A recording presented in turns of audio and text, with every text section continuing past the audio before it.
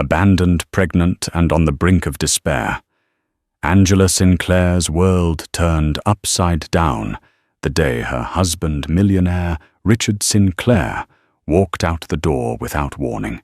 In a swirl of high-stakes betrayal, hidden agendas, and ruthless legal battles, Angela found the resolve to fight back for herself and the child she carried.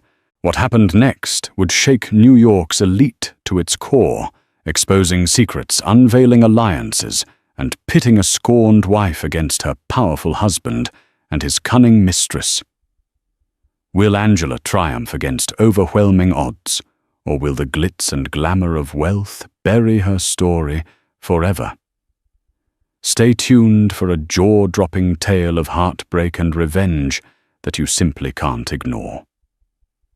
Angela Sinclair was born. Angela Moreno, a bright-eyed dreamer from a humble neighborhood in Queens. Her parents, Juan and Maria Moreno, were first-generation immigrants who worked tirelessly to give their children better opportunities. Angela's upbringing was strict, yet loving, instilling in her an unwavering resilience and a conviction that hard work could transform destiny. She possessed an innate optimism that shone through even in the darkest times. Little did she know how much she would rely on that resilience when her life took a devastating turn. Richard Sinclair was the kind of man people read about in Forbes or saw on the covers of business magazines, tall, impeccably dressed with a charismatic smile that could melt ice. He hailed from a wealthy family in Boston, but he made his own millions in real estate development in Manhattan, revitalizing old buildings into modern luxury complexes. A self-styled mogul, Richard had a reputation for flamboyance, throwing lavish parties in penthouse suites and driving the latest sports cars down Fifth Avenue. They met at a charity gala for the American Cancer Society, a prestigious event at the Plaza Hotel. Angela had been there with a close friend, Alyssa Carter, whose father served on the charity's board. Angela's simple black dress stood out among a sea of designer gowns, and Richard, bored by the usual crowd of Manhattan socialites, noticed her sincerity and unassuming beauty. Their conversation flowed with surprising ease.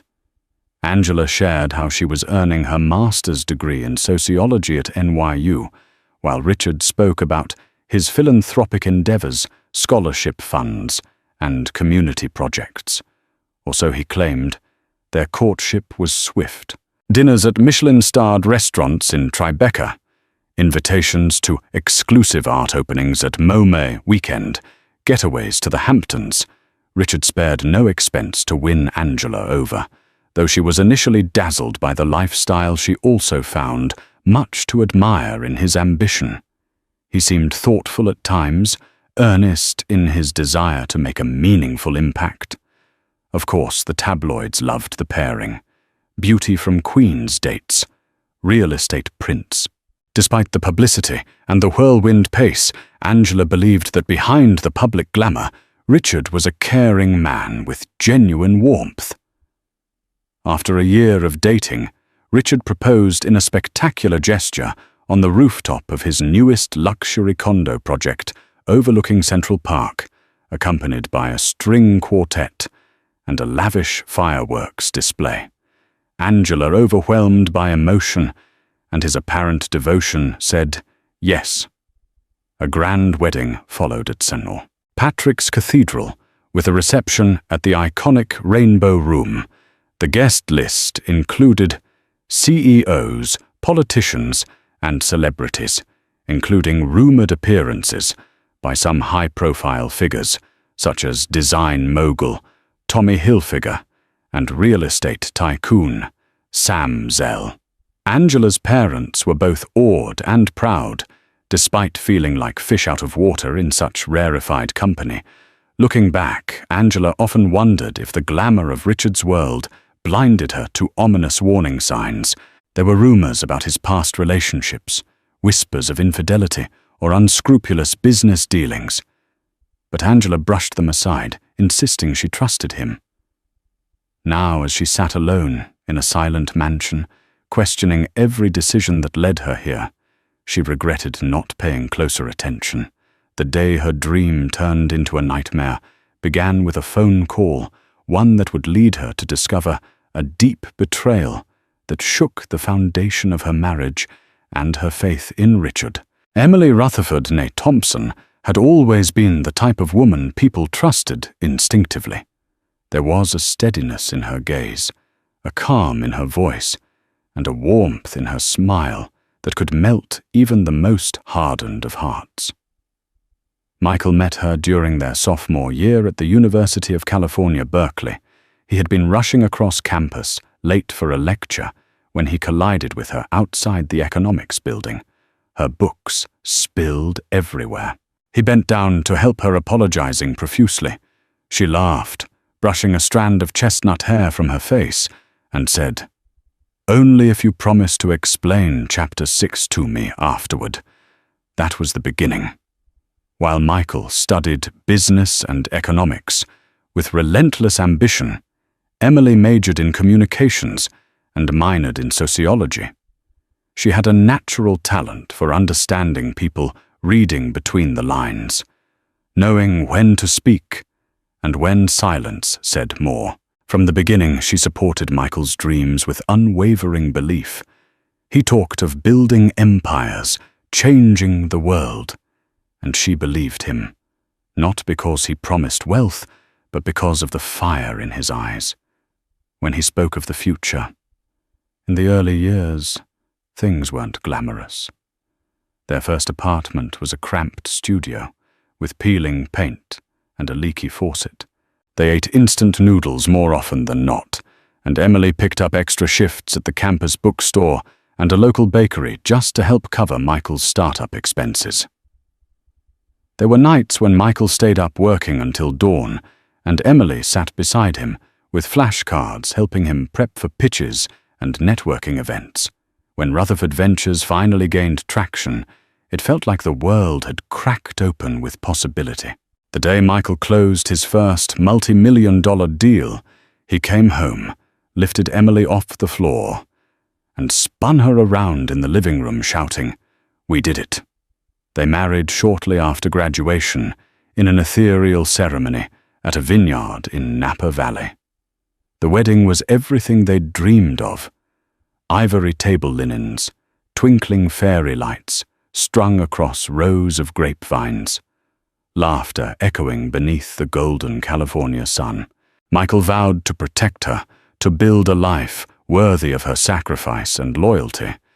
Emily vowed to never let success change the essence of who they were together. Years passed, and their lives transformed dramatically. Emily became the quiet force behind Michael's empire.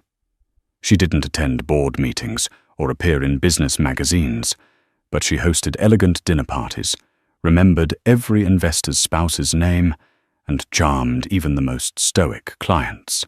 Behind the scenes, she was Michael's mirror, reflecting his best intentions and gently curbing his worst impulses. They moved into a mansion in Pacific Heights, 4 stories of glass, steel, and modern opulence. Floor-to-ceiling windows overlooked the bay, and the master suite had a fireplace balcony and walk-in closet the size of their old apartment. A vacation home in Lake Tahoe followed. Then came the yacht, the private chef, and designer wardrobes. Emily smiled through it all, though sometimes she missed the days when Michael would fall asleep, mid-sentence beside her.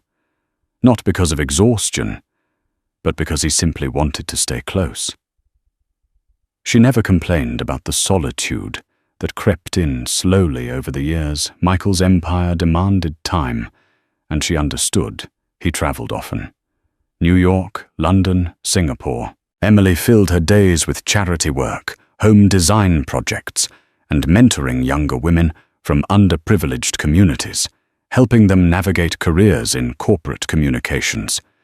She had everything society claimed should make a woman happy. Yet sometimes she caught herself staring out the window, too long wondering when exactly the laughter had faded from their home. She noticed the changes in Michael gradually. It began with him staying later at the office, taking more calls during dinner, and responding to texts with vague, distracted nods. His laughter became rarer, and when he smiled, it no longer reached his eyes. He was becoming a man she barely recognized, driven restless and increasingly secretive. Emily wasn't naive. She'd seen how men in power behaved. Several of Michael's peers had traded their wives for younger models, claiming they'd simply grown apart. Emily always hated that phrase. It felt like an excuse for people too cowardly to fight for what they'd built. She'd promised herself they would be different. She and Michael had been through too much, had built too much to ever throw it away for novelty. But something was wrong. He no longer asked about her day. He barely touched her at night. There were nights she found herself alone in their vast bed, wondering if she had become invisible. She tried to ignore the flickers of doubt. She told herself he was stressed, that the pressures of leading a multi-billion-dollar firm weighed on him, that this was just a phase. Then came the night she found him in the guest bedroom at 2 a.m., whispering into his phone. When she stepped into the doorway, he jumped. His explanation was thin. Something about a call with Tokyo. Emily didn't question him outright. She simply watched the way his fingers tightened around the phone and the way his eyes refused to meet hers. Her heart began to fracture. Still she tried. She cooked his favorite meals, suggested weekend getaways, left notes in his suitcase when he traveled, but his responses were lukewarm. He was polite, he thanked her, but she could feel the growing chasm between them, vast and silent. She confided in Lucy Marshall, her best friend since college. Lucy had seen too many of their friends' marriages implode and didn't mince words. "He's cheating," Lucy said, flatly swirling her wine. "I've seen this play before." Emily shook her head. "No, Michael wouldn't." "Wouldn't what?" "Be human. Be tempted." Lucy challenged. "You've been loyal, Emily. But loyalty doesn't guarantee reciprocity. You need to protect yourself." Emily wanted to believe otherwise.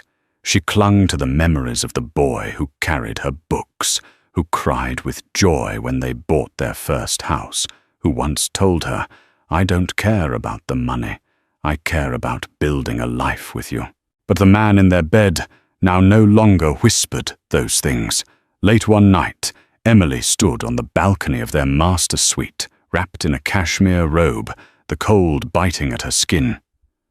Below, the city sparkled with life, cars, lights, laughter. Her eyes stung with tears she didn't want to shed. She wasn't crying just for Michael. She was mourning the version of herself who had believed love was enough. In her heart, Emily knew a storm was coming. She didn't know how or when it would strike, but she sensed it with a clarity that cut through the fog of her denial. The loyal wife had stood by quietly for too long. Now she would have to decide who she was without him, and whether she had the strength to face the truth when it finally revealed itself. The day Angela's suspicions transformed into cold, hard truth started like any other. She woke up early, prepared breakfast. French toast, fresh strawberries and coffee, exactly the way Richard liked it.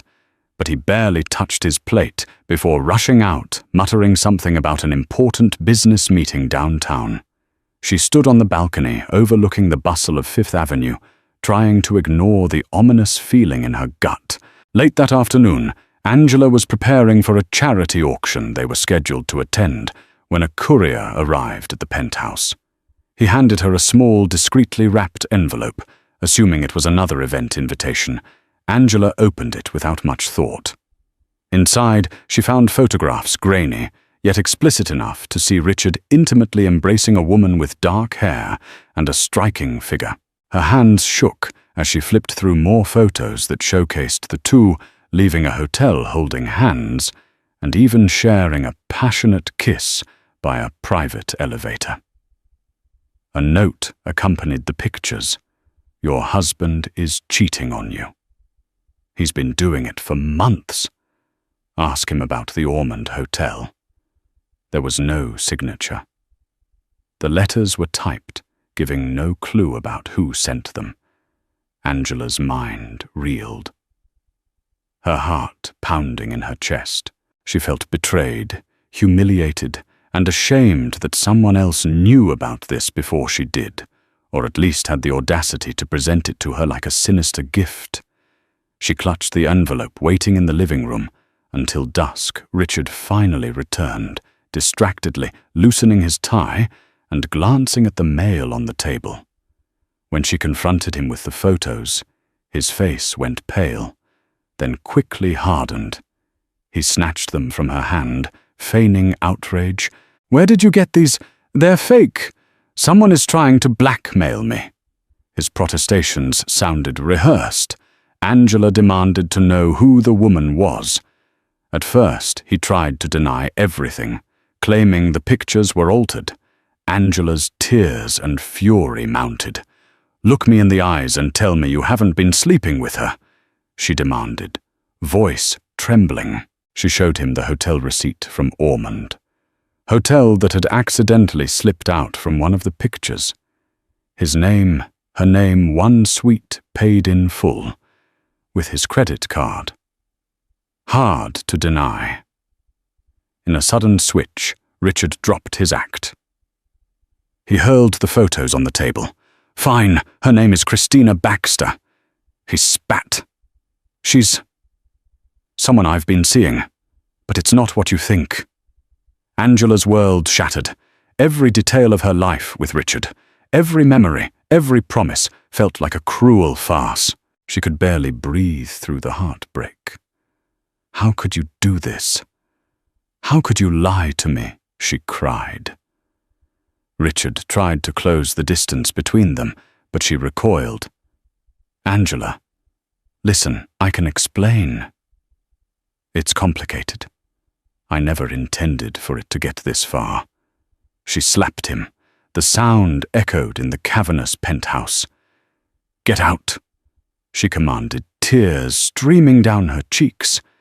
She insisted he leave before she completely lost whatever composure remained. Richard stormed out, leaving Angela alone with only the cold comfort of her shattered reality. Little did he know that this moment, his final exit that evening, would be the first step in Angela's journey to take him down in a way he never anticipated. The following weeks were a haze of heartbreak and confusion. Angela avoided the tabloids, but she could not escape the persistent paparazzi outside her building, nor the swirl of rumors among Manhattan's elite. Friends from high society gatherings offered her half-hearted sympathies, thinly veiled gossip sessions disguised as concern. Angela realized how isolated she'd become in this new life. How few genuine friends she had. Alyssa Carter, her longtime confidant, remained her rock, but Alyssa was frequently out of town. Angela's parents, Maria and Juan, were worried sick. They wanted her to come home, but she resisted clinging to some faint hope of salvaging her marriage. During this tumultuous period, Angela discovered she was pregnant. The realization came one morning when she felt dizzy, nearly fainting in the bathroom. A slew of symptoms: nausea, extreme fatigue. Emotional swings led her to take a test. When the result read positive, a mix of fear and excitement warred within her. After the initial shock, she felt an unexpected surge of love for the life growing inside her. This baby was her flesh and blood, entirely innocent, and she vowed to protect it at all costs. Yet the pregnancy weighed on her heart with new anxieties. Richard was the father. How would he react? Would he dismiss the pregnancy as a trap, an inconvenience? Or in some faint corner of her imagination, Did she still hope it might bring him back?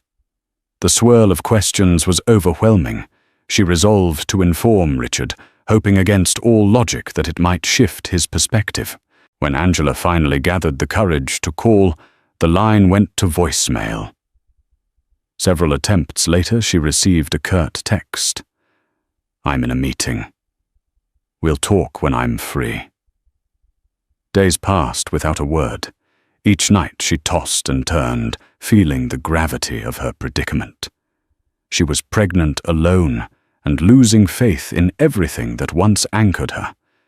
In desperation, Angela reached out to Richard's mother, Evelyn Sinclair. Evelyn was a formidable woman, silver-haired, impeccably dressed, and fiercely protective of the Sinclair name. Perhaps she could reason with her son.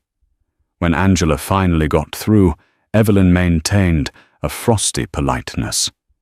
"I'm sorry to hear about this situation, Angela. However, Richard is a grown man. I'm sure he'll do the right thing." The words rang hollow. Days turned into weeks. Angela found herself pacing the penthouse, which felt eerily silent. The staff had mostly left, some dismissed by Richard, others resigned out of uncertainty about the household's future. Bills still arrived, but she had limited access to the finances. Much of the money was tied up in trusts or business accounts under Richard's name. She had credit cards, but Richard had cut them off. Alone, pregnant, and financially cornered, Angela felt abandoned. A phone call from an old friend provided a flicker of hope. Marcus Whitmore, a lawyer she'd met during a pro bono project at NYU, offered his help. When she explained her predicament, Marcus didn't hesitate. "Angela, you have rights. He can't just leave you without support." For the first time in weeks, she sensed a glimmer of empowerment. Perhaps with Marcus's guidance, she could confront Richard properly, not just for herself, but for the child she carried. Christina Baxter was not new to the game of social climbing.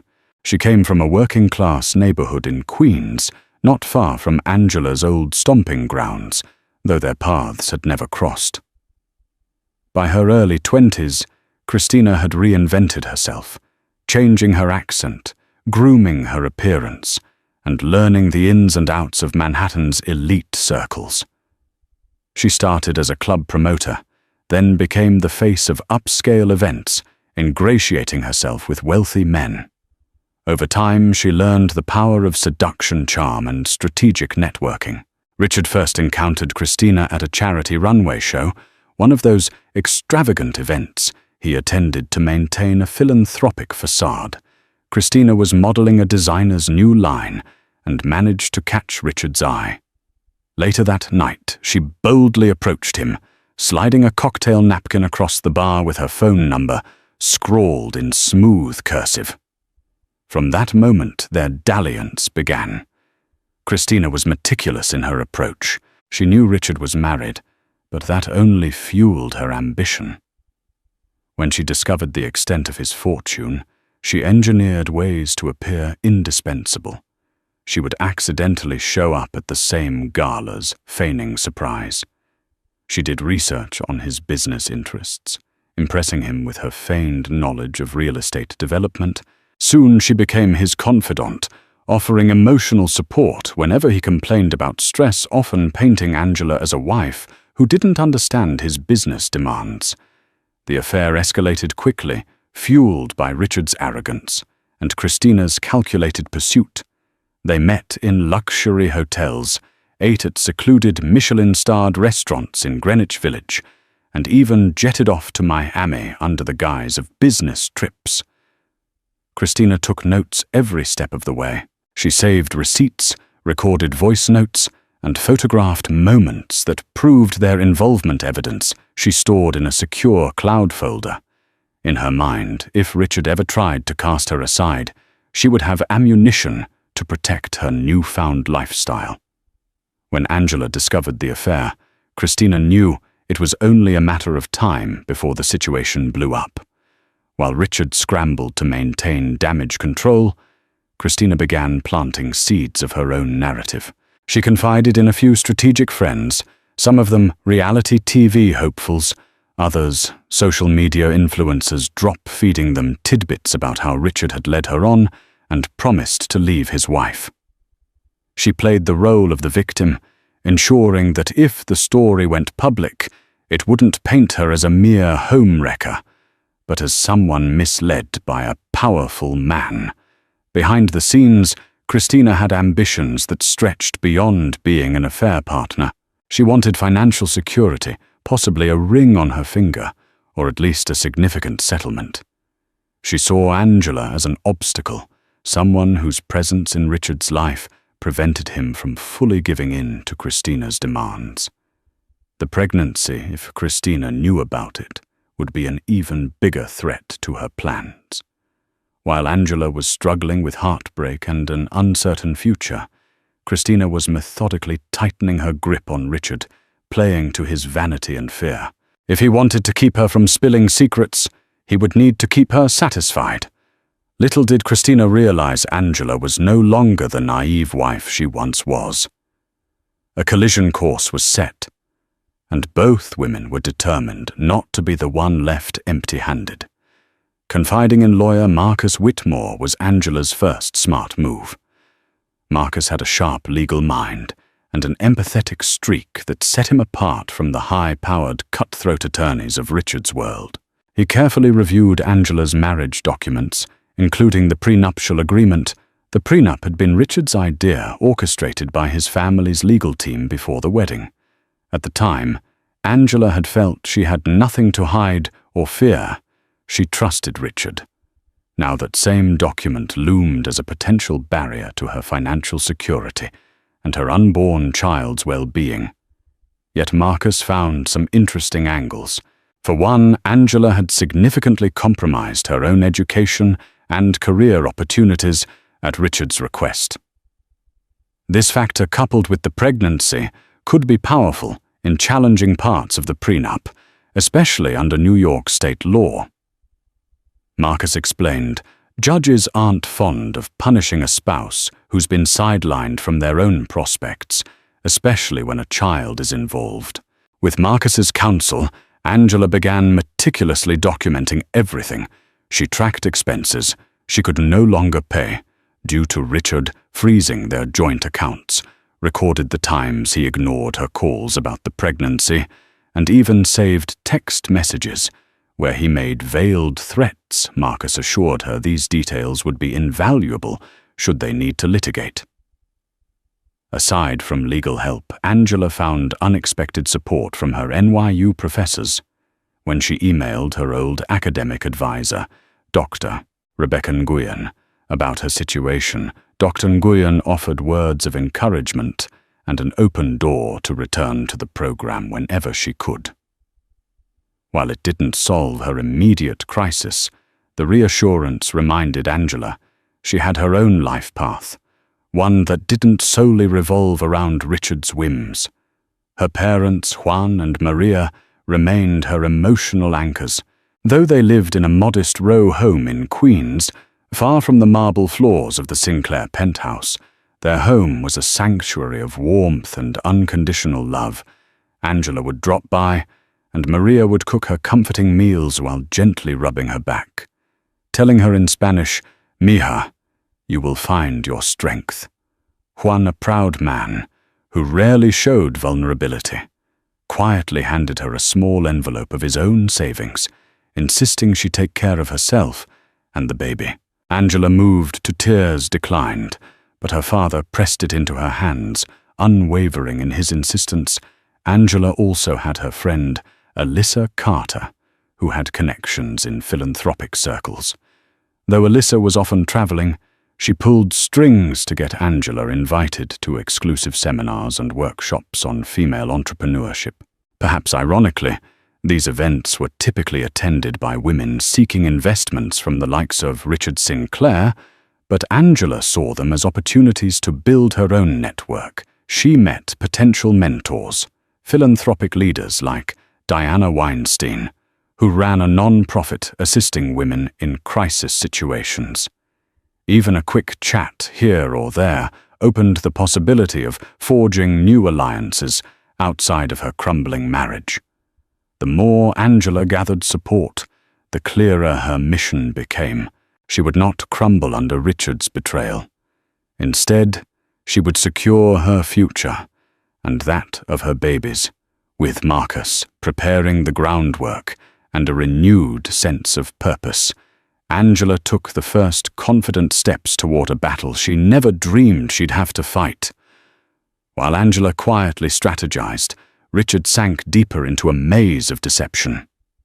Eager to preserve his public image, he worked overtime in the media to paint himself as a misunderstood husband in a complicated marriage.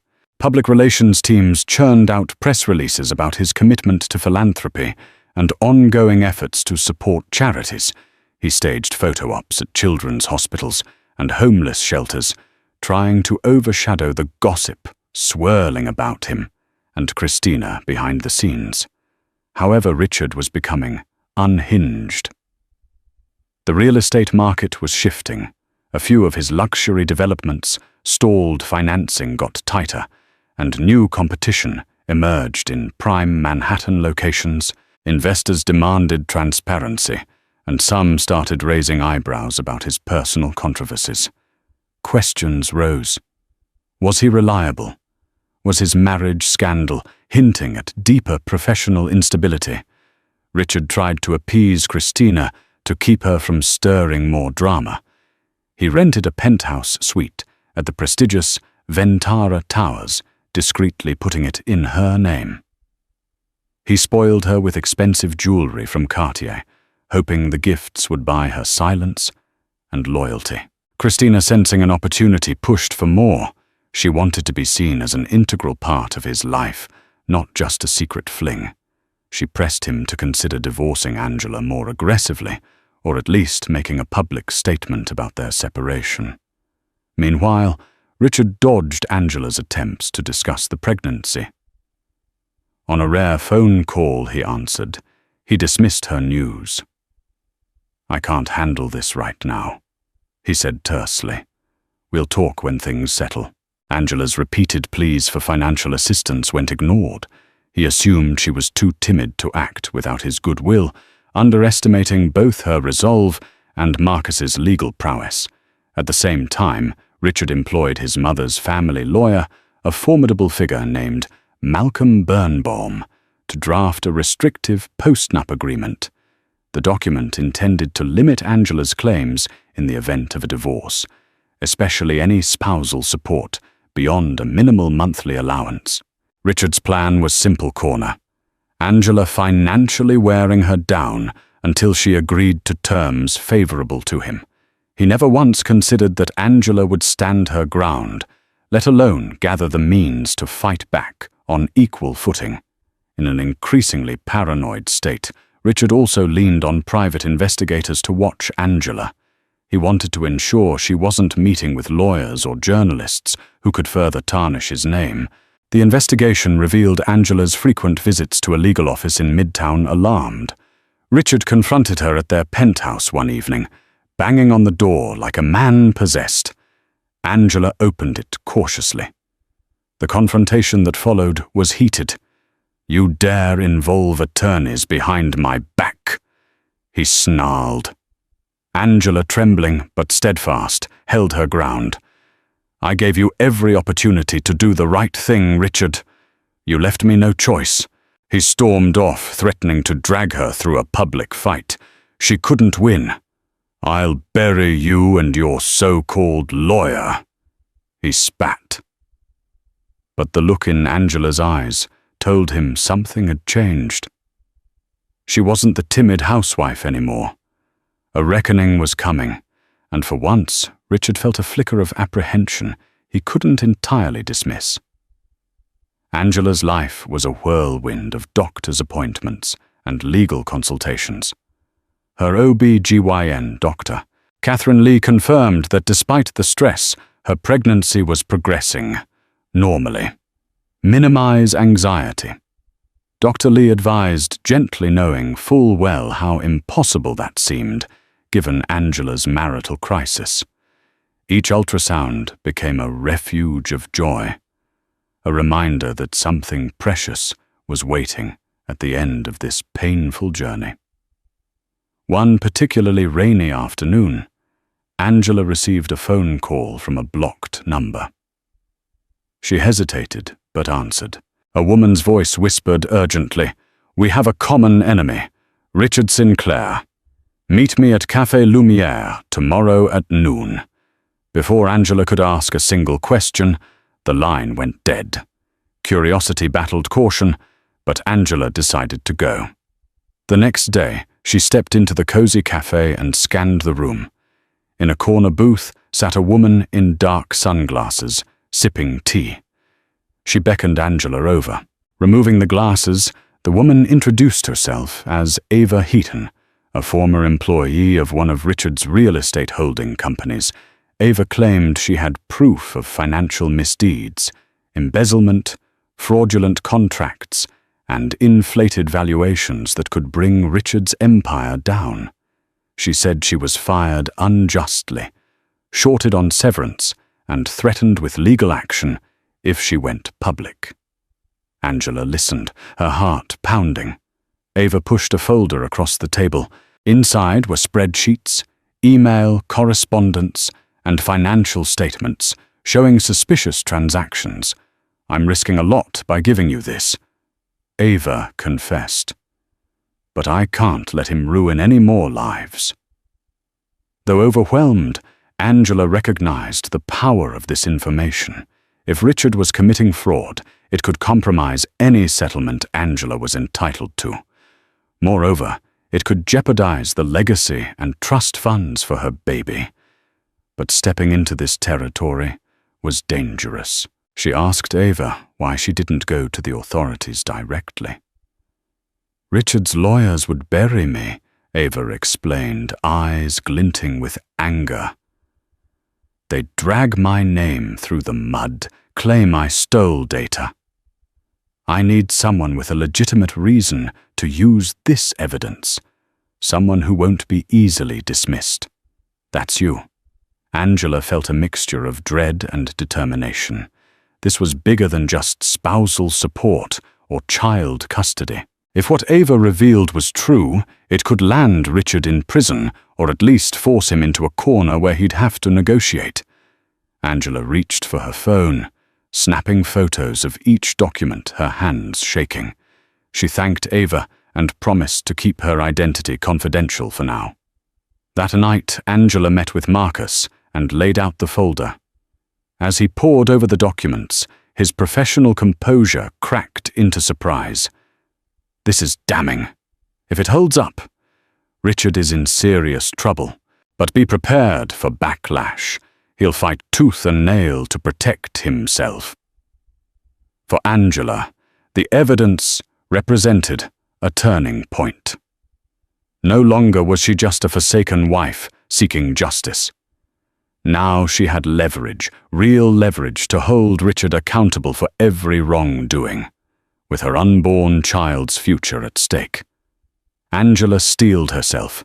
She would not back down no matter what storm Richard tried to unleash.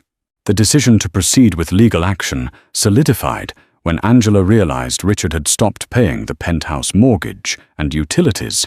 She received eviction notices and panicked phone calls from property managers. With nowhere else to turn, she packed her belongings and moved in with her parents, determined to spare herself the humiliation of being thrown onto the street. Marcus wasted no time filing a lawsuit, seeking both divorce and substantial alimony, child support, and damages for emotional distress. He also initiated a separate investigation into Richard's business dealings, forwarding some of Ava Heaton's documents to trusted financial analysts who could corroborate their authenticity. While criminal charges were not within Angela's direct power to file the evidence, could be turned over to the district attorney if needed. Word spread fast in Manhattan's social and legal circles. Suddenly, Angela was no longer the quiet, jilted spouse. She was a formidable adversary, armed with claims that threatened Richard's carefully curated image. Gossip columns churned out stories speculating about Richard's alleged embezzlement, while social media was abuzz with commentary on the sensational case. In the midst of the frenzy, Christina Baxter tried to salvage her own position. She clung to Richard, pushing for public reassurance of their relationship, or at least a financial arrangement that ensured her future. But Richard was under immense pressure from multiple fronts: investors, lawyers, the press. He no longer had the bandwidth to placate Christina, which made her increasingly restless. She started dropping hints in online fashion forums and gossip sites, implying she had her own trove of damaging information if she wasn't treated fairly. Still, she stopped short of betraying Richard, outright calculating that her best move was to see how the court drama played out. Angela's pregnancy advanced. She was in her second trimester, beginning to show. Despite the chaos, she discovered a surprising inner peace whenever she felt the baby flutter. Her mother's home became a refuge. She helped Maria cook meals, watch telenovelas in the evenings, and occasionally tried to distract herself with crocheting baby blankets. During these quieter moments, a growing determination fueled her.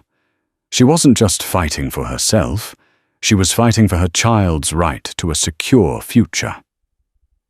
Marcus scheduled a meeting with Richard's legal team to discuss the possibility of an out-of-court settlement. The day of the meeting, Angela and Marcus walked into a high-rise conference room overlooking Central Park. Richard, flanked by Malcolm Birnbaum and two junior associates, barely looked at Angela. His face was taut, jaw clenched. The tension in the room was palpable. Birnbaum opened with a dismissive tone, offering a paltry settlement. "We believe Mrs. Sinclair is entitled to a modest monthly allowance. Given the short duration of the marriage and the prenuptial agreement, Angela felt her blood boil." Marcus smiled thinly and slid copies of key financial records across the sleek table. "We also have reason to believe that Mr. Sinclair engaged in fraudulent activities," Marcus said, his voice measured.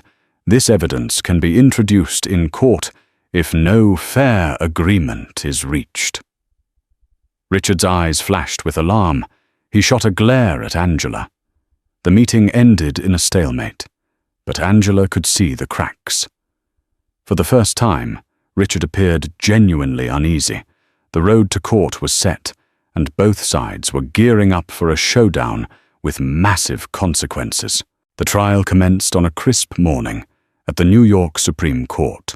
A throng of reporters and curious onlookers gathered outside cameras, flashing as Angela, with her baby bump visible beneath a tailored maternity dress, made her way through the crowd. Richard arrived separately, a scowl plastered on his face. His expensive suit and aloof demeanor only reinforced the distance between them. Inside the wood-paneled courtroom, Judge Catherine Friedman presided. An experienced jurist known for her no-nonsense approach, Friedman was unimpressed by high-profile theatrics. She immediately laid ground rules, cautioning both parties that outbursts and media manipulation would be met with stern consequences. Marcus opened Angela's case with a measured emotional appeal. He described her sacrifices for the marriage, leaving her master's program, giving up her own aspirations, and the emotional toll inflicted by Richard's affair and subsequent abandonment. Evidence of Richard's refusal to acknowledge the pregnancy or provide support was laid out, including text messages, phone call logs, and anecdotal testimony from Angela's mother, Maria, who described Angela's distress in heartbreaking detail. Richard's legal team countered with a narrative portraying Angela as an opportunist. They argued that she benefited from the lavish lifestyle and was now trying to cash in further. Malcolm Birnbaum insisted that any wrongdoing on Richard's part was a personal failing, separate from his obligations under the prenuptial agreement, which Angela had signed willingly.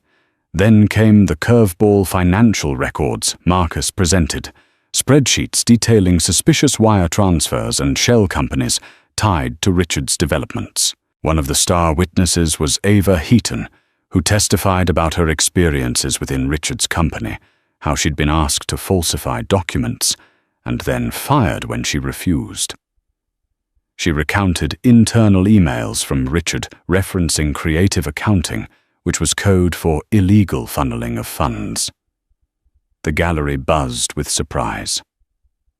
On cross-examination, Birnbaum tried to discredit Ava, painting her as a disgruntled ex-employee, but Ava held her composure, referencing Times dates and direct quotes. Judge Friedman allowed the evidence into the record, though she made no immediate ruling on the validity of the allegations, stating she would consider them in conjunction with further expert testimony. As the day progressed, Christina Baxter was called to the stand by Angela's team, an unexpected twist that sent murmurs through the courtroom. She arrived wearing designer attire, looking more like she was attending a fashion premiere than a legal proceeding. Her testimony was guarded, but under oath she admitted to the affair and revealed that Richard had promised her financial security if she kept their relationship discreet. While she tried to downplay her motivations, cross-examination painted her as complicit in hiding funds. She clammed up, refusing to provide further detail about offshore accounts or hush money she may have received, claiming she didn't recall. The tension in the courtroom peaked when Richard took the stand. Barely meeting Angela's gaze, he tried to justify his actions, chalking up the affair to a moment of weakness. He disparaged the financial allegations as a smear campaign, accusing Angela of colluding with a bitter ex-employee, but his bravado cracked under Marcus's pointed questions and the mountain of documented evidence. By the end of the first week, the public narrative shifted dramatically. The once untouchable real estate mogul was no longer seen as a misunderstood husband. Evidence of corporate malfeasance, combined with his callous treatment of a pregnant wife, painted a far darker picture.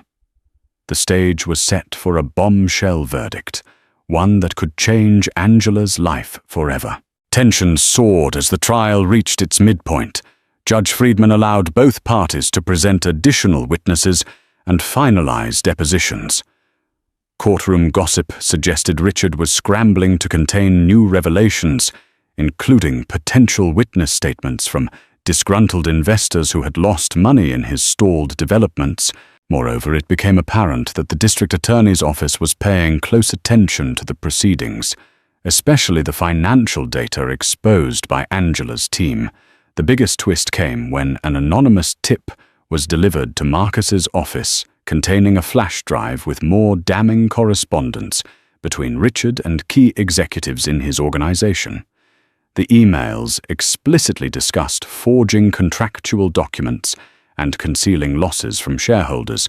The tipster turned out to be none other than one of Richard's junior associates, who had grown uneasy with the lies and found a way to leak the files.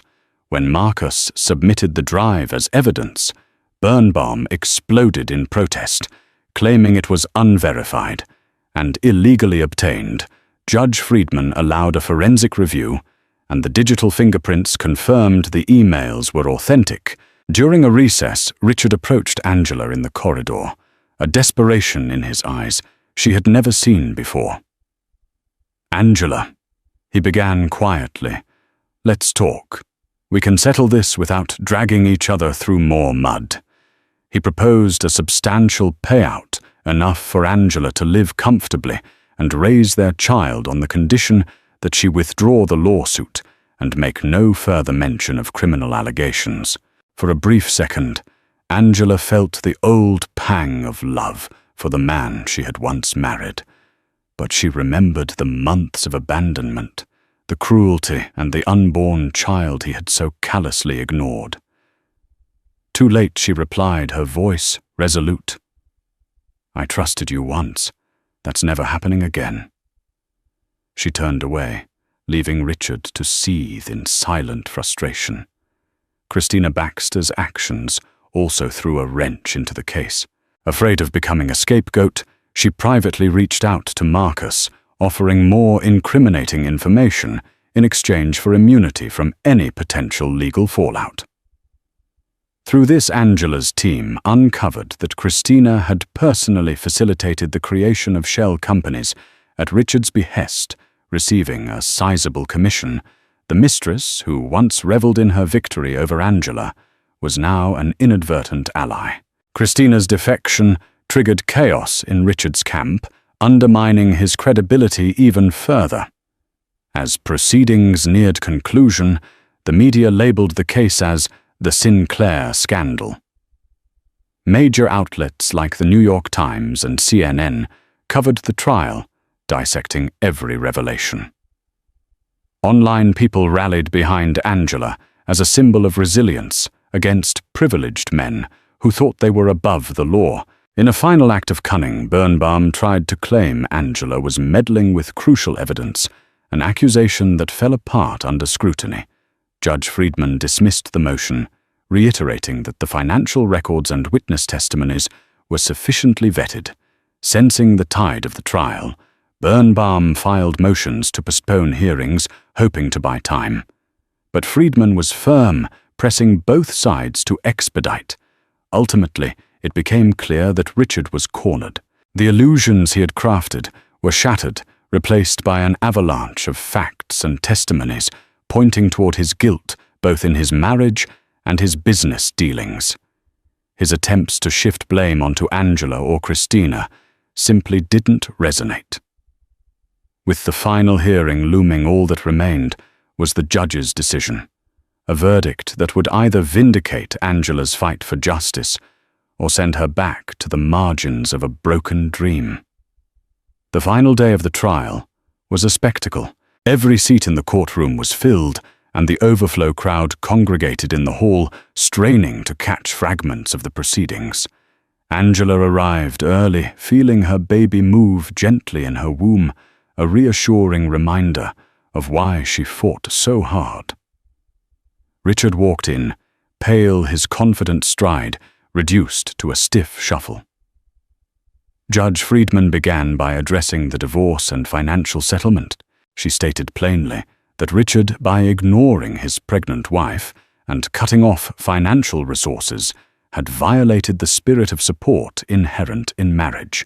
The judge invalidated key sections of the prenuptial agreement, citing the grossly imbalanced circumstances under which Angela was left. The courtroom sat in silence as Friedman awarded Angela a substantial monthly spousal support and child support package. Additionally, Friedman granted Angela a sizable portion of Richard's assets, ensuring not only the baby's welfare, but also Angela's long-term stability. Yet the drama didn't end there. Friedman also addressed the allegations of financial malfeasance. While the divorce court couldn't hand down criminal penalties, the judge noted that enough evidence had surfaced to warrant further investigation by prosecutors. She strongly recommended the case be forwarded to the district attorney's office, stating, "The court cannot ignore evidence of widespread fraud. This matter demands a thorough legal review by the appropriate authorities." A hush fell over the room. Angela glanced at Marcus, relief flooding her. They had done it.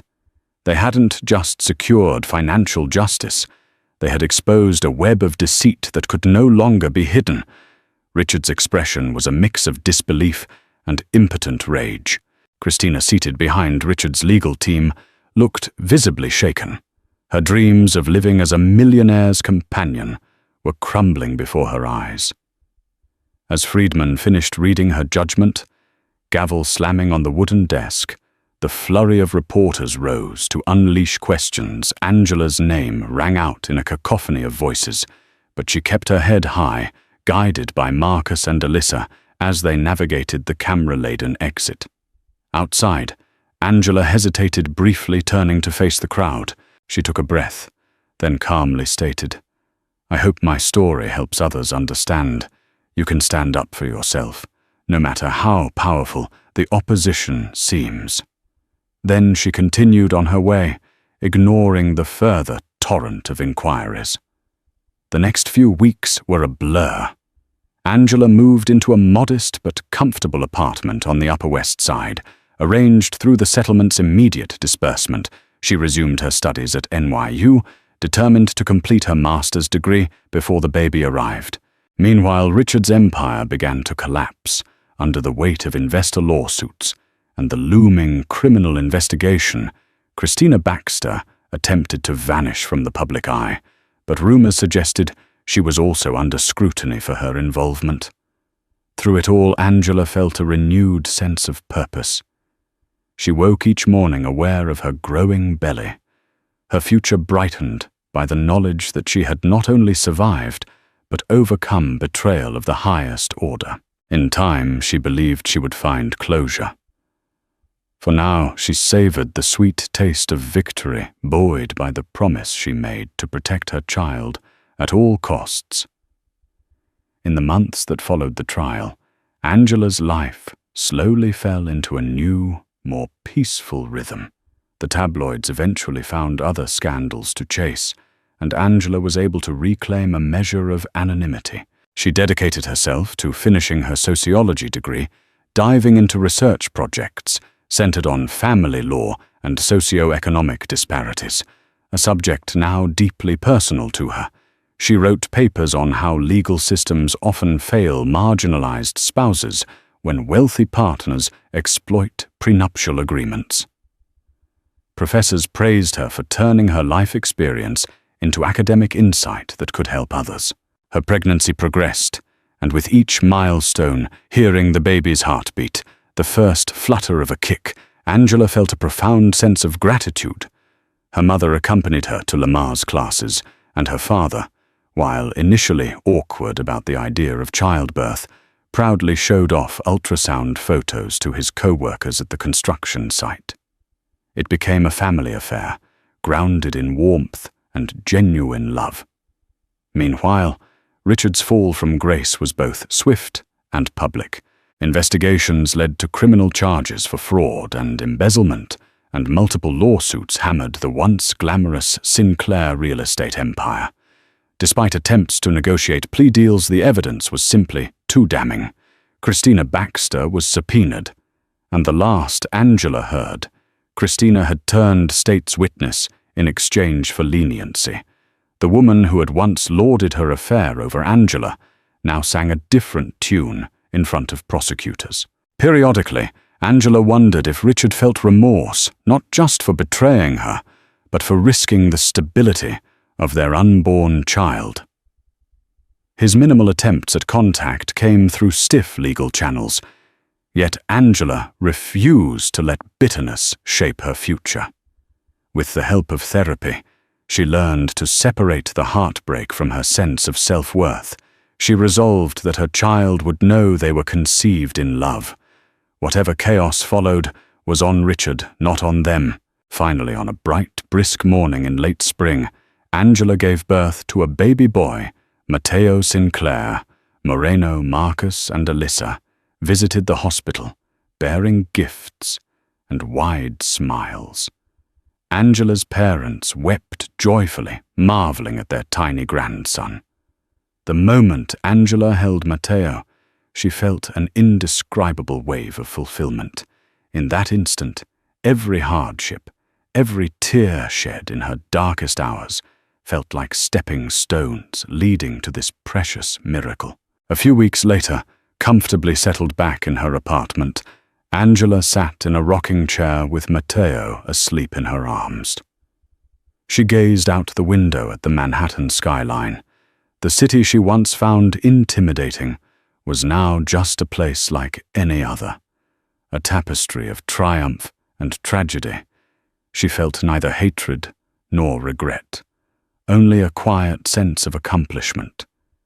She had faced betrayal, humiliation, and a daunting legal battle. In the end, she emerged stronger, forging a new path for herself and her son. As she softly hummed a lullaby, Angela realized that life's storms often pave the way for new beginnings. She had proven to herself and to the world that even a millionaire's abandoned wife could rise from the ashes stronger, wiser, and ready to embrace a brighter tomorrow. Thank you for joining us on this tumultuous journey through heartbreak, scandal, and ultimate triumph. Angela Sinclair's determination and courage remind us that no matter how powerful the opposition, justice can prevail when we fight for our rights and refuse to be silenced. If you found yourself moved by Angela's story, her grit in the face of betrayal, her relentless pursuit of truth, and her unwavering love for her unborn child, then please show your support. Call to action. Let us know you appreciate compelling stories of resilience and justice. Share, spread Angela's remarkable journey to inspire those who may be facing their own battles. Subscribe, stay tuned for more dramatic, real-life inspired stories that showcase the human spirit's ability to overcome even the darkest obstacles.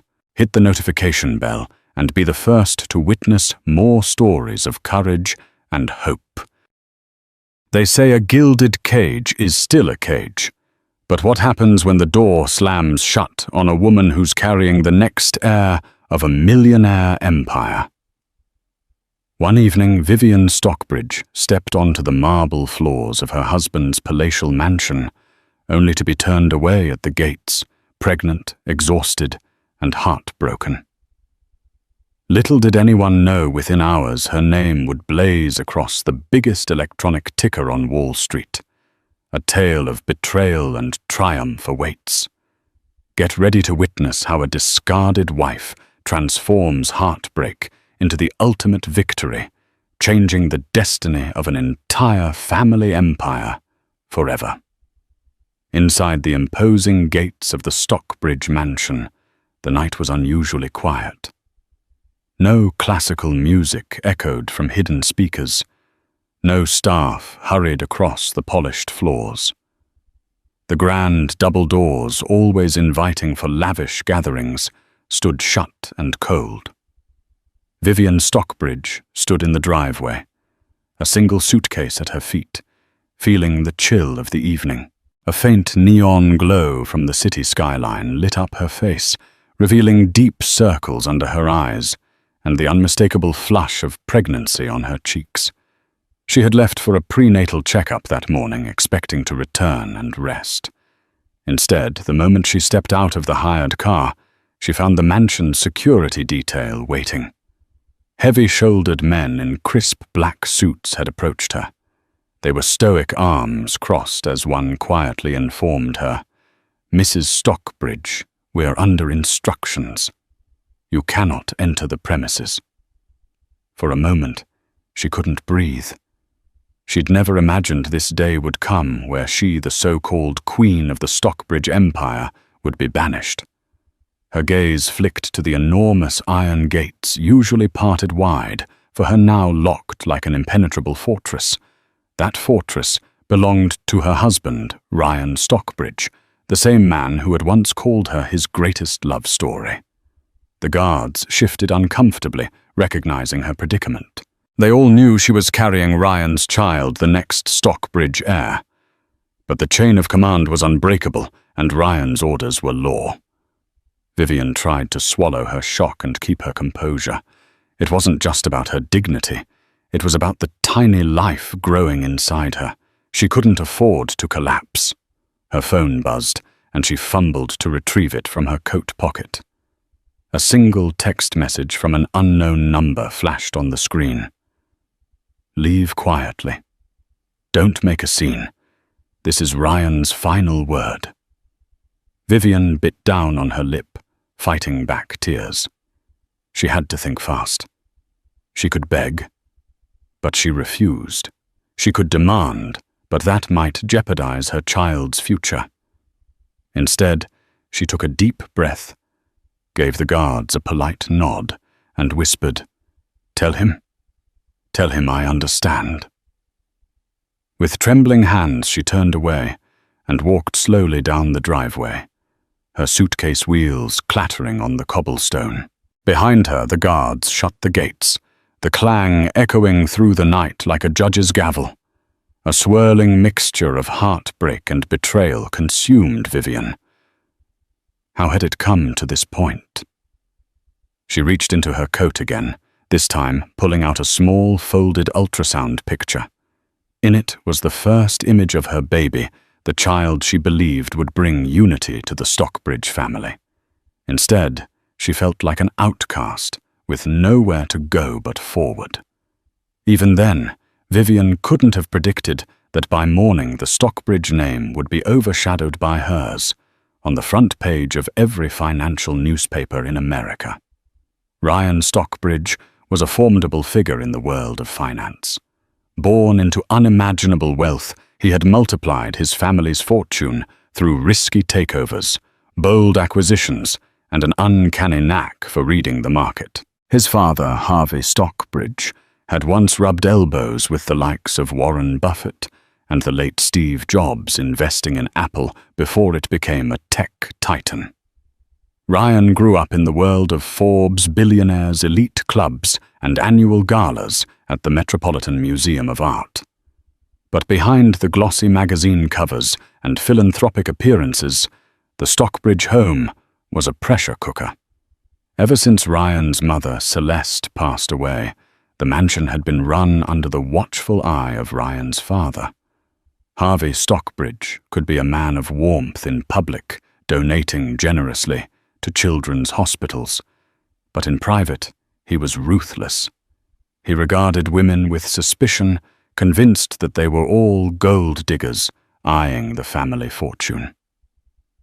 When Ryan first introduced Vivian, an ambitious law school graduate with modest means, Harvey's disapproval was immediate and unrelenting.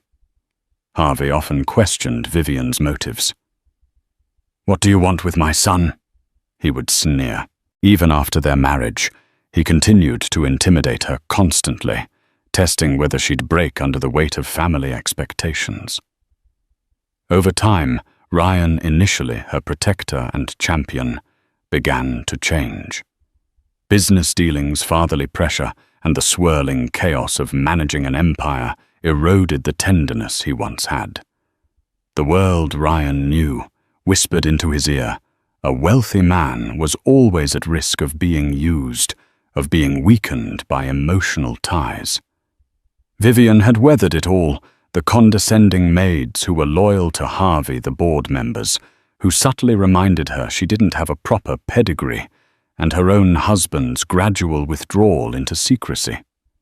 Yet she never imagined he'd banish her like a stranger. In one moment, the illusions of safety, belonging, and unconditional love shattered. At a luxury penthouse across the city, Ryan sat in a dimly lit study, swirling whiskey in a crystal tumbler. His father, Harvey, stood at the window looking out at the Manhattan skyline. The tension between them was palpable. "You did the right thing," son Harvey said in a gravelly voice. "I've seen her emails. She's been meeting with certain lawyers, and I have reason to believe she's planning to use that child as leverage." Ryan slammed the glass on the table, his frustration boiling over. "Enough, Dad. We've talked about this. Vivian is my wife. She's not after my money. I gave the order for her to stay away because I just needed time to think, not because I believe she's a gold digger." Harvey's lips tightened. "If you believe that, why did you order her away? You and I both know women have done worse, even forging paternity claims for a fraction of our fortune. With a child in the picture, if things go south, it'll cost you billions." Ryan felt a wave of nausea. Everything was about money, influence, brand image. For a moment, he questioned his own sanity. Why had he signed those documents? Why had he called security? Yet a dull ache in his chest reminded him that something had broken between him and Vivian. Maybe it was the argument they had that morning, Vivian's unwavering stance on investing her personal savings into a risky biotech startup. It didn't sound malicious or cunning. It was typical of her entrepreneurial spirit. But with Harvey fanning the flames, suspicion grew. Ryan had found messages in her phone referencing corporate expansion's confidentiality agreements with an unfamiliar finance firm and clandestine lunches. All of it suggested secrets, collusions, maybe even betrayal. And so he'd erupted, demanding she leave until he could figure out the truth. It was the biggest decision of his life, and one he was already regretting. But regrets had no place in the Stockbridge empire. Harvey turned to face his son, his gaze icy. If she's clean, she'll prove it. Until then, protect yourself. Ryan stared down at the swirling liquor, a pit in his stomach. He had exiled his pregnant wife, but the real tragedy was that a part of him still loved her. A part of him hoped that in forcing her out, he might discover if she truly cared for him, or the Stockbridge name. Much of Vivian's life was defined by perseverance. She was not born into wealth. Her mother ran a small bakery in Queens, scraping by to send Vivian to Catholic school, while her father spent his days as a technician for a local cable company. Her adolescence was filled with chores, part-time jobs, and unwavering ambition. She wanted to become someone who changed the world, her mother's unfulfilled dream. She earned scholarships for undergrad, then a spot at Columbia Law School. There she thrived, becoming fascinated with corporate law and startup culture.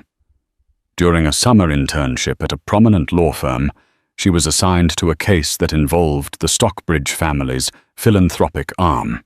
She encountered Ryan Stockbridge, who had come to speak about a new education initiative.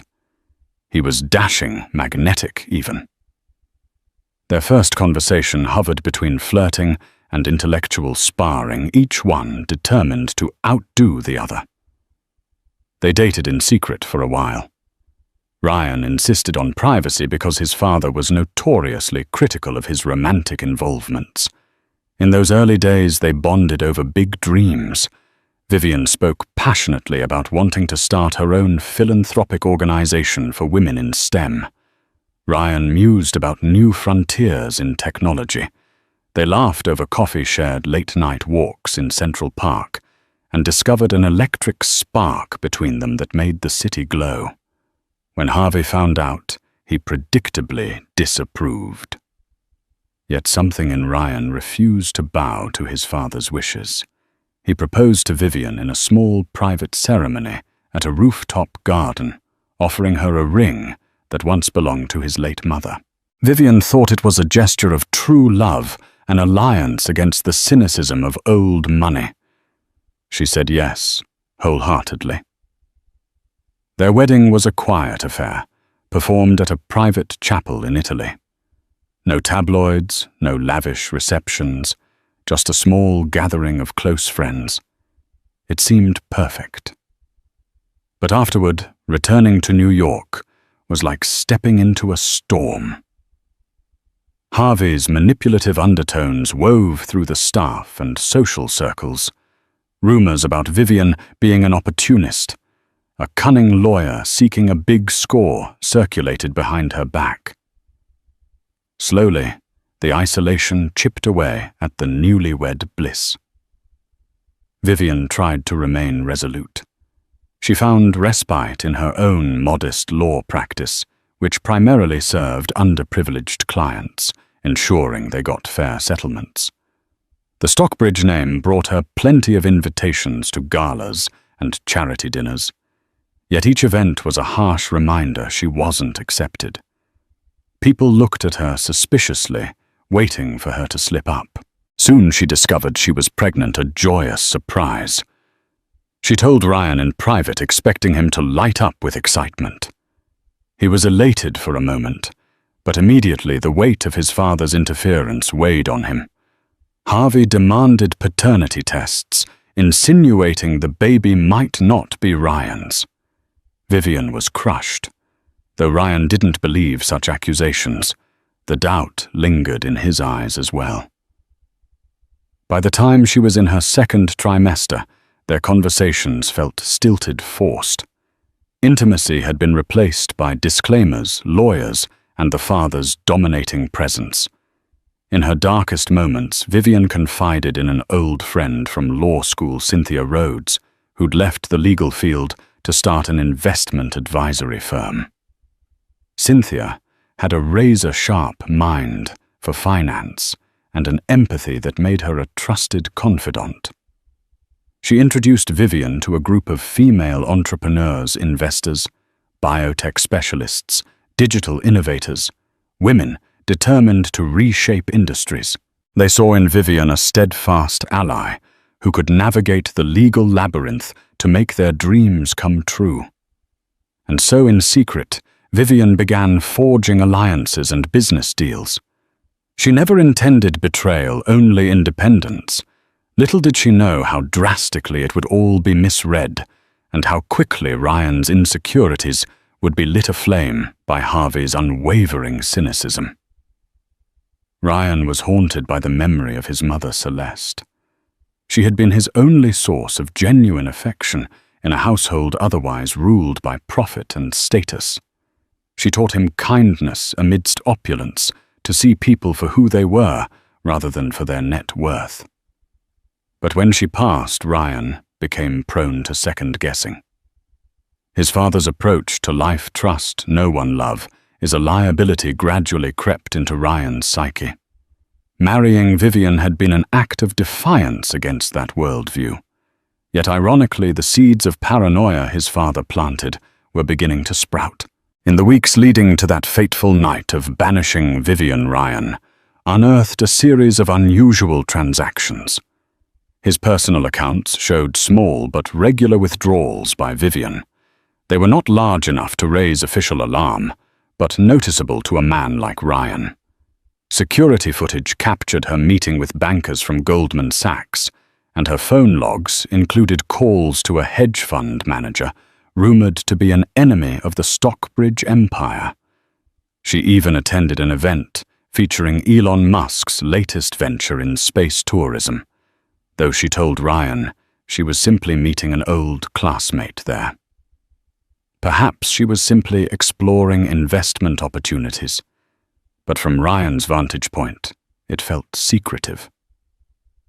Then, after an argument where Vivian demanded more autonomy, more respect, and more control over her finances, Ryan froze.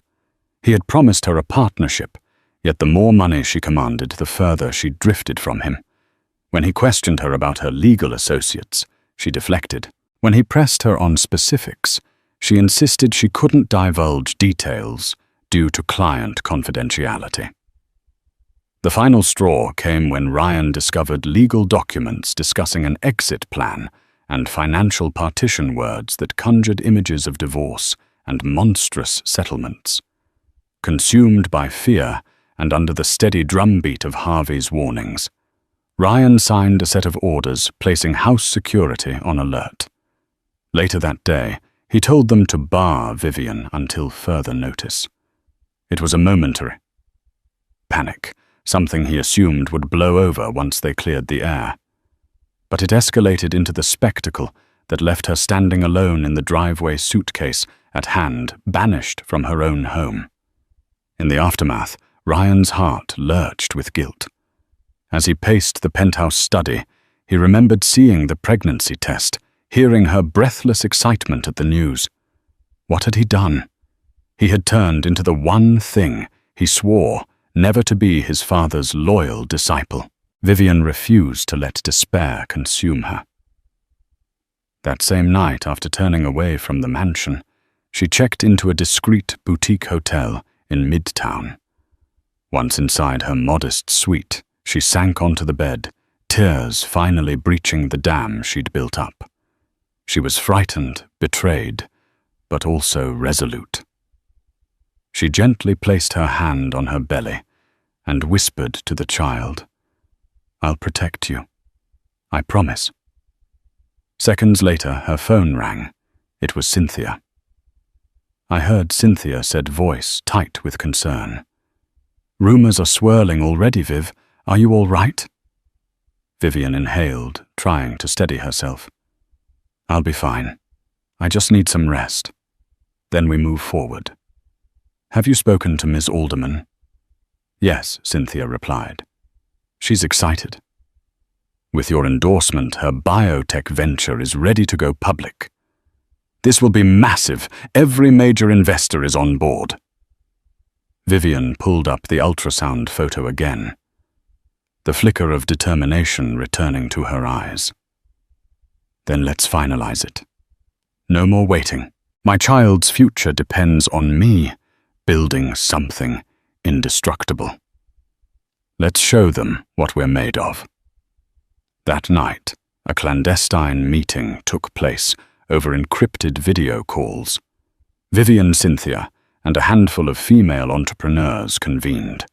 They discussed the final details of an unprecedented initial public offering, IPO, for a biotech firm focusing on regenerative medicine, a cutting-edge field that had the potential to transform healthcare.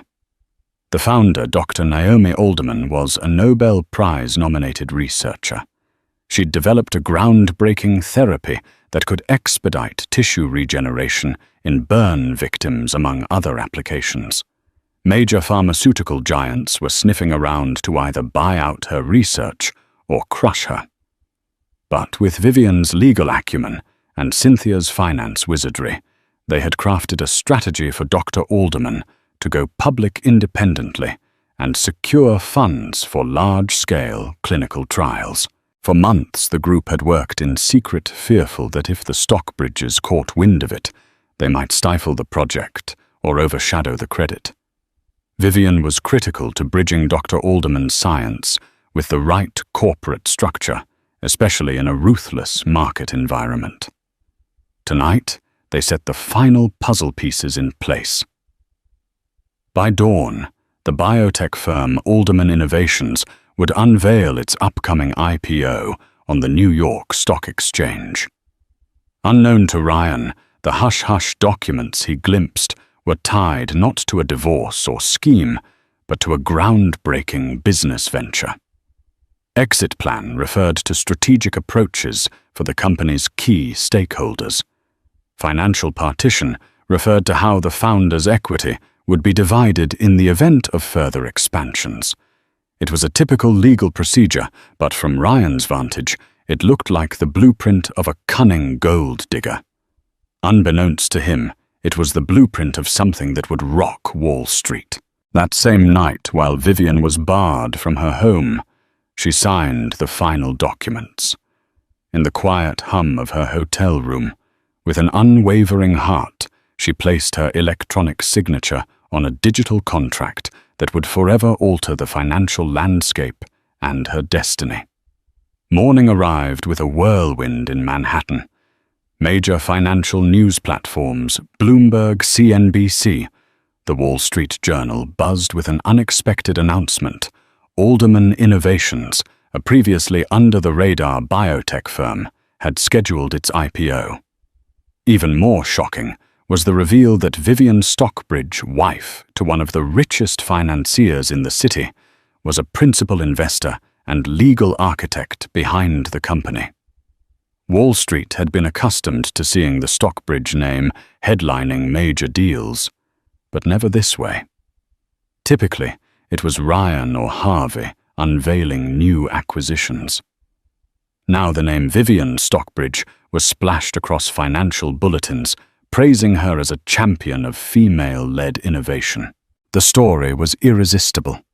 A rising biotech star, backed by a quiet band of women entrepreneurs, ready to challenge the big pharmaceutical players. Overnight, Vivian became a symbol of disruptive growth. Reporters scrambled to confirm the details. Cynthia Rhodes, stepping forward as the official spokesperson, outlined how Alderman Innovations possessed patents so revolutionary that major hedge funds had been clamoring for a piece. She teased that the company's technology was so cutting-edge that it had potential to become the next Moderna or BioNTech, a household name with a multi-billion-dollar valuation. Ryan woke that morning to a tidal wave of calls. His personal assistant, Veronica, hammered on the penthouse door, phone in hand. "Sir, you need to see the news right now."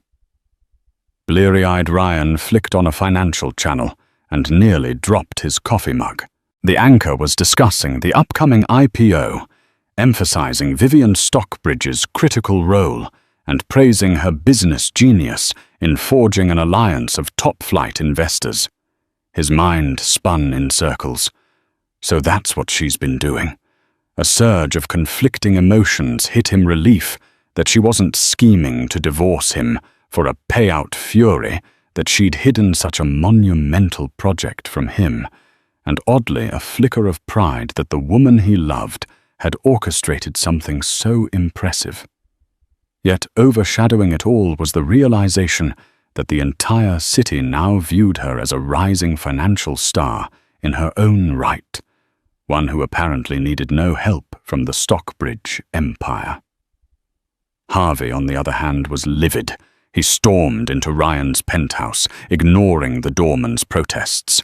"You see what she's done? She's made you look like a fool. You ban her, and on the same night, she launches something that's overshadowing everything we've built." Ryan stared at the TV screens, flashing Vivian's name in bright letters. "She's brilliant," he muttered, half in awe, half in despair. "Don't glorify her," Harvey snapped. "You realize how this looks for us?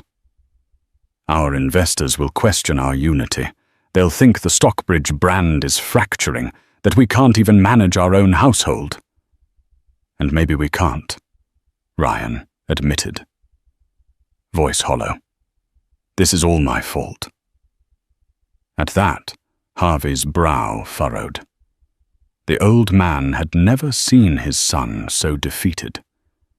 But decades of living in a cutthroat world had left Harvey numb to guilt. "If you won't fight back, I will. I'm calling an emergency meeting of our board to figure out how to manage this." Vivian might have done this for altruistic reasons, but I suspect she's playing a bigger game, maybe positioning herself to overshadow you. I won't let that happen. Ryan wanted to protest, but words failed him. A swirl of regret suffocated his thoughts. He remembered the night before, the echo of that gate slamming behind Vivian, the heartbreak in her eyes. What have I done, was the question echoing in his mind. Now she was out there forging her destiny without him, and it stung more than any corporate defeat ever could. By lunchtime, the Stockbridge mansion became the epicenter of frantic strategizing. Harvey rallied top lawyers, PR strategists, and financial advisors. The message was clear: the Stockbridge brand must not appear fractured. They had to control the narrative or risk losing billions in investor confidence. If word leaked that Ryan had banished his pregnant wife, the tabloids would have a field day. For once, Harvey and Ryan agreed on a single point: the scandal needed to be managed. Ryan felt torn apart.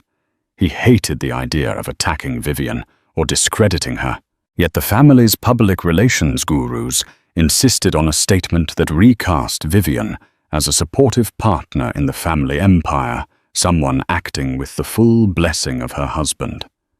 Ryan recognized the spin. It minimized her independence, swallowing her achievements into the Stockbridge narrative. It was classic corporate posturing. Simultaneously, the board explored whether they could quietly invest in Alderman Innovations. "If we can't beat them, we'll join them," some members quipped. Harvey, however, was vehemently against it. "We don't play second fiddle," he roared. "If anyone is going to revolutionize biotech under the Stockbridge name, it should be us." In the midst of the chaos, Ryan slipped away to a quiet office at the mansion, ignoring the stream of phone calls and messages. He needed a moment to think, or perhaps to feel. He dug into a drawer and found a small box containing mementos of his time with Vivian.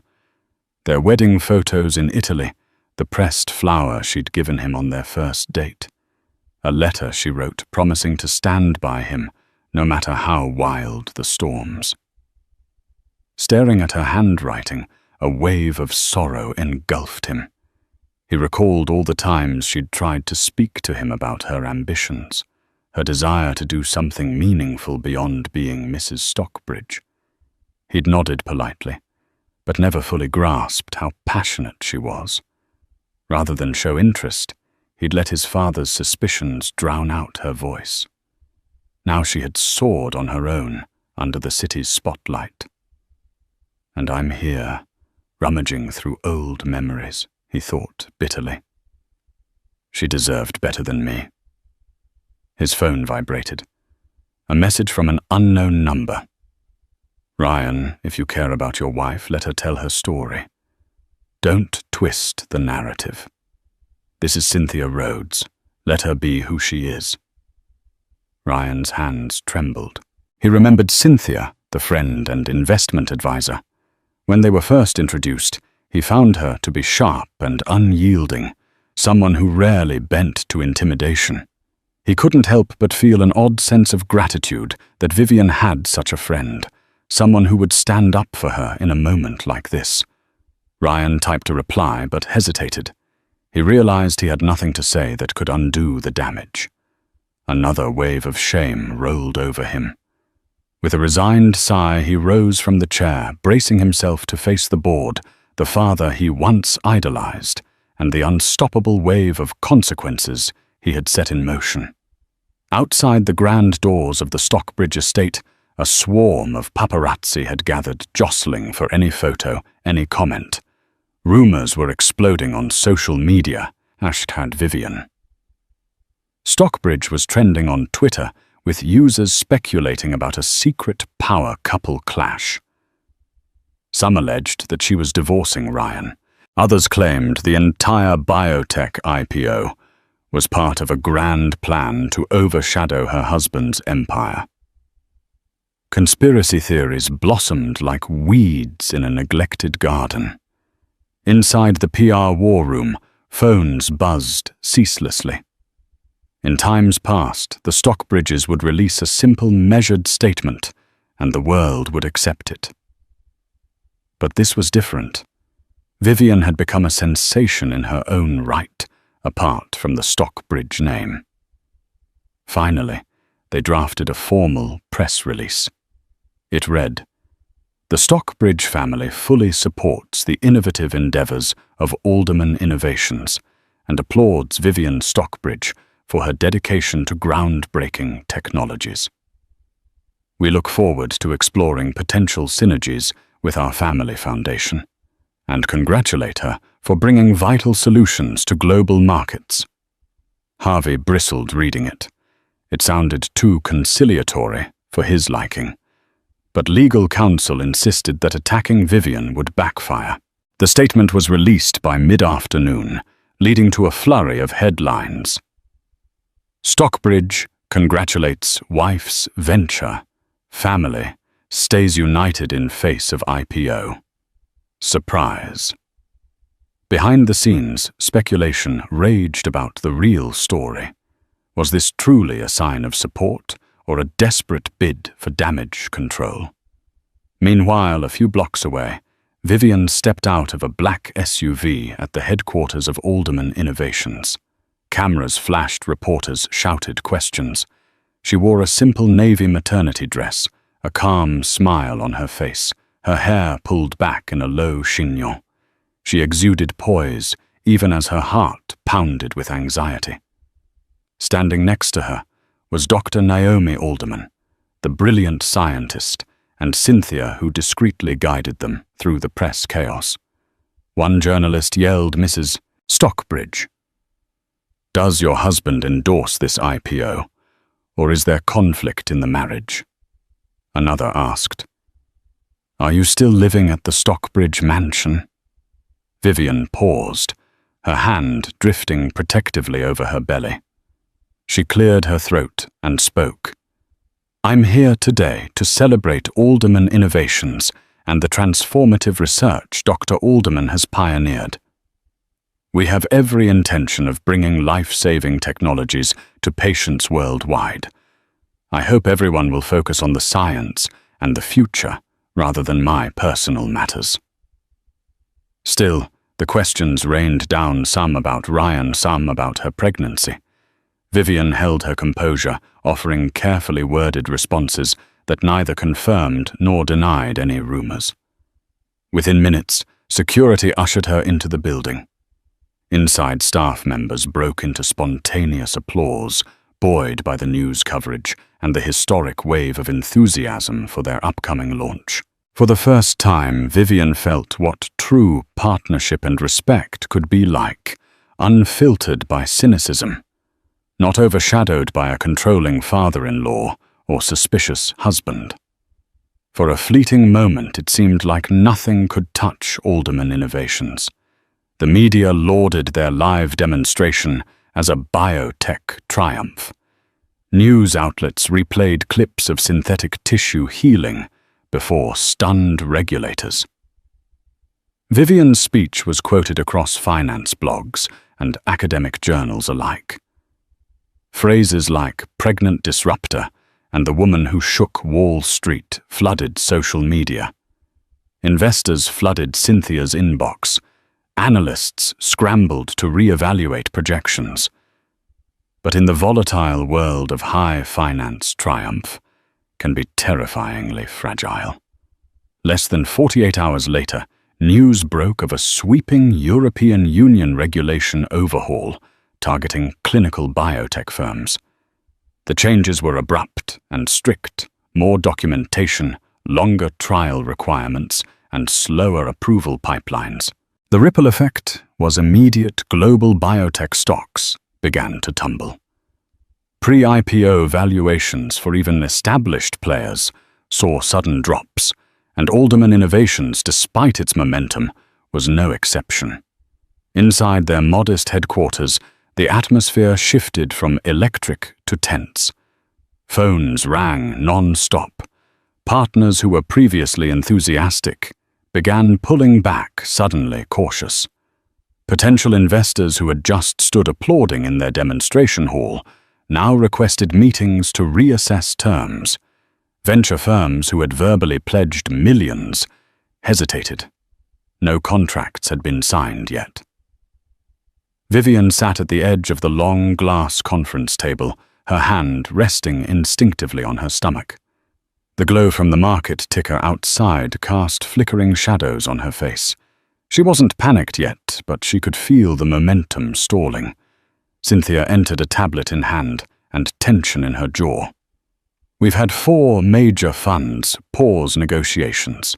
They want to wait until the EU clarifies its language. Some are demanding clauses that would cut our valuation in half. Naomi Alderman stood at the whiteboard, rubbing out projections she had written only days ago.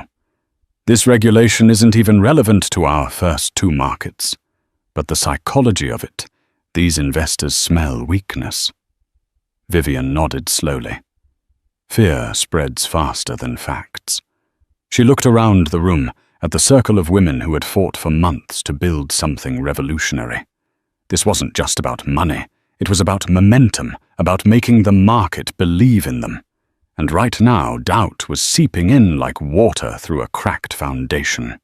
We need to respond immediately. And publicly, Vivian said, sitting upright. Not just to our investors, this needs to be a market-facing declaration. We reinforce trust by doubling down on transparency. Cynthia raised an eyebrow. You're thinking a press event? More than that, Vivian replied. We invite regulators, scientists, journalists, another showcase. This time, we don't just demonstrate, we prove our resilience. Dr. Alderman hesitated. What if they don't show? Vivian's voice didn't waver. They will, because they want to believe in something right now, and we'll give them every reason to. Across the city, Ryan watched the headlines unfold from his penthouse. Alderman's IPO, Once a surefire success now had a question mark beside it. News anchors speculated if Vivian's rise was too good to be true.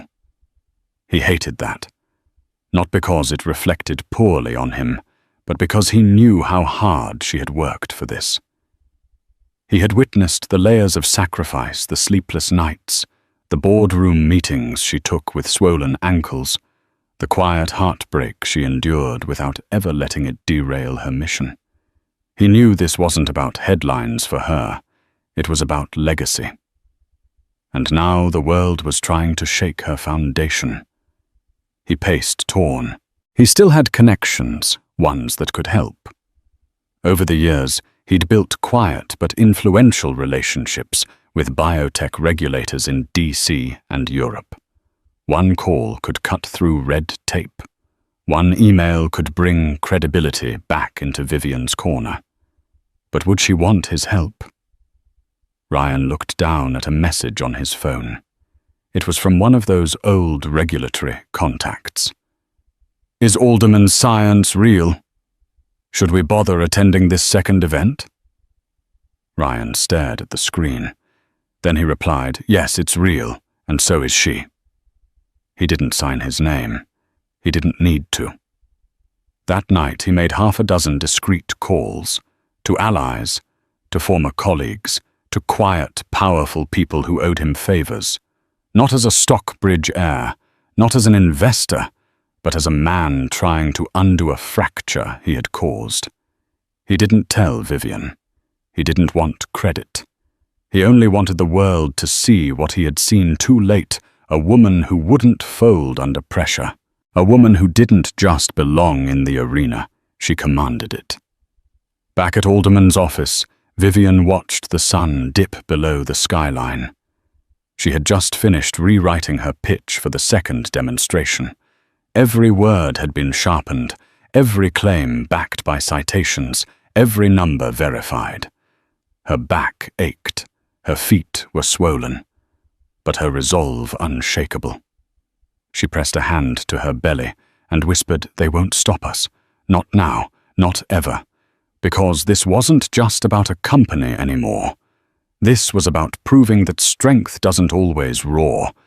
It sometimes walks into the storm pregnant and uninvited and dares the world to underestimate it again."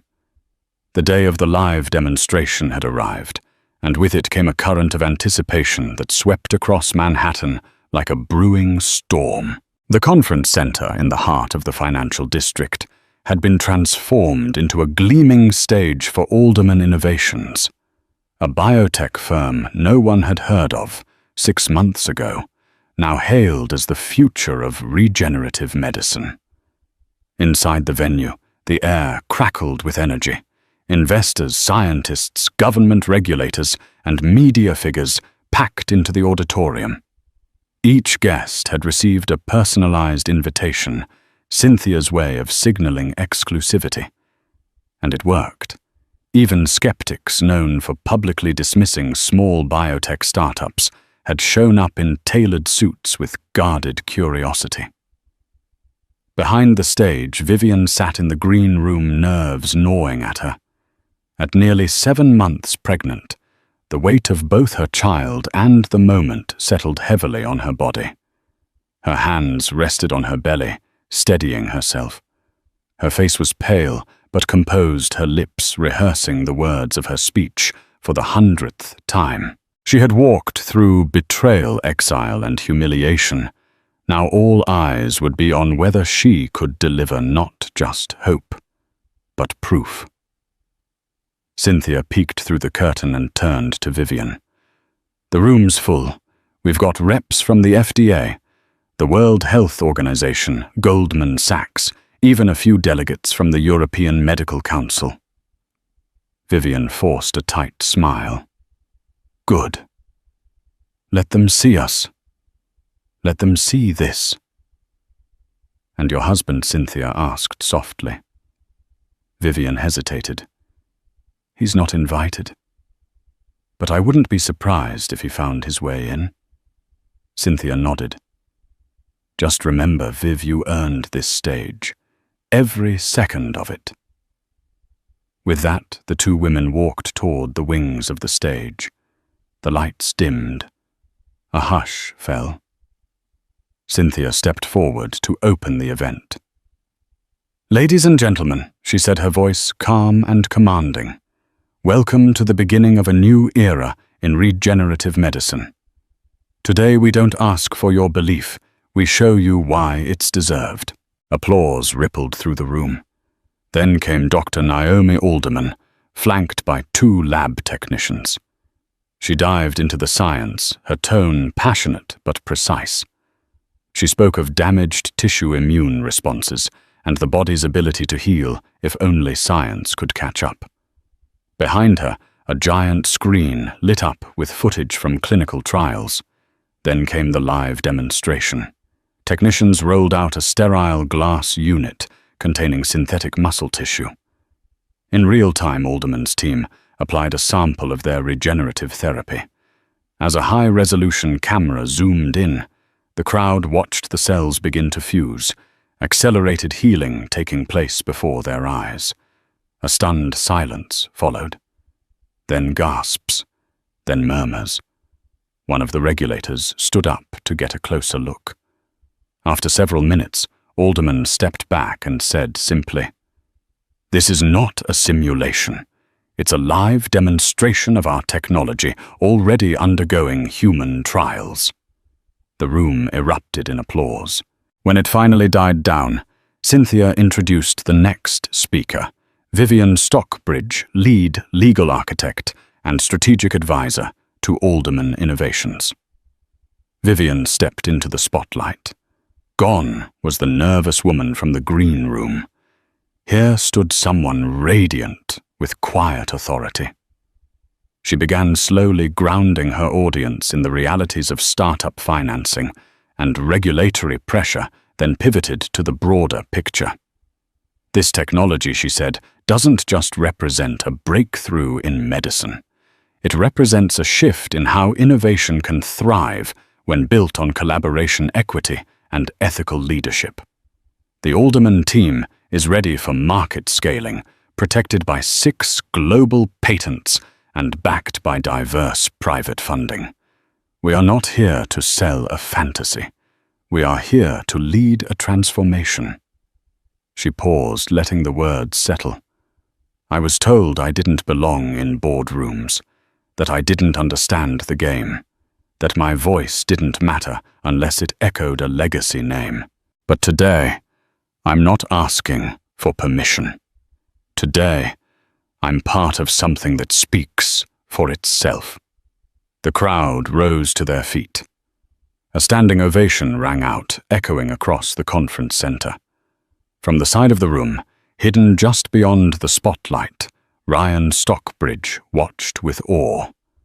He had slipped in unnoticed, escorted by a discreet security team. He wasn't there to grandstand or make a scene. He had come to see her. And as he stood there watching Vivian hold the room in the palm of her hand, something inside him cracked, something long buried beneath layers of ego and indoctrination. He wasn't just witnessing a presentation. He was watching the woman he loved become the woman he had never truly seen. After the event, as guests swarmed the stage, regulators lining up to shake hands and investors pledging millions in support, Vivian quietly stepped off to the side, needing air. The emotional weight of it all had begun to settle into her bones. Then she felt a familiar presence. She turned. Ryan stood there, hands in his pockets, eyes shining not with corporate pride, but something raw regret, admiration, maybe even love. "Vivian," he said softly, "you were extraordinary." She blinked. "You shouldn't be here." "I know," he said, "but I had to come. Not to fix anything, just to see you shine, and to say I'm sorry." She folded her arms, still guarded. "Sorry doesn't change what happened." "I know," he repeated. I don't expect you to forgive me, but I need you to know I made some calls, quietly, to regulatory officials. I never claimed credit, and I won't. I just wanted to help, not as a stock bridge, as the father of your child." Vivian's walls trembled. He looked at her more uncertain than she'd ever seen him. "You don't owe me anything, but if there's still a chance, even a small one, I'll do the work. I'll earn it.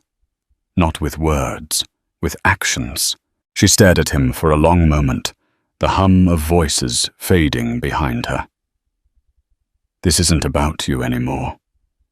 It's about what kind of life our child is born into.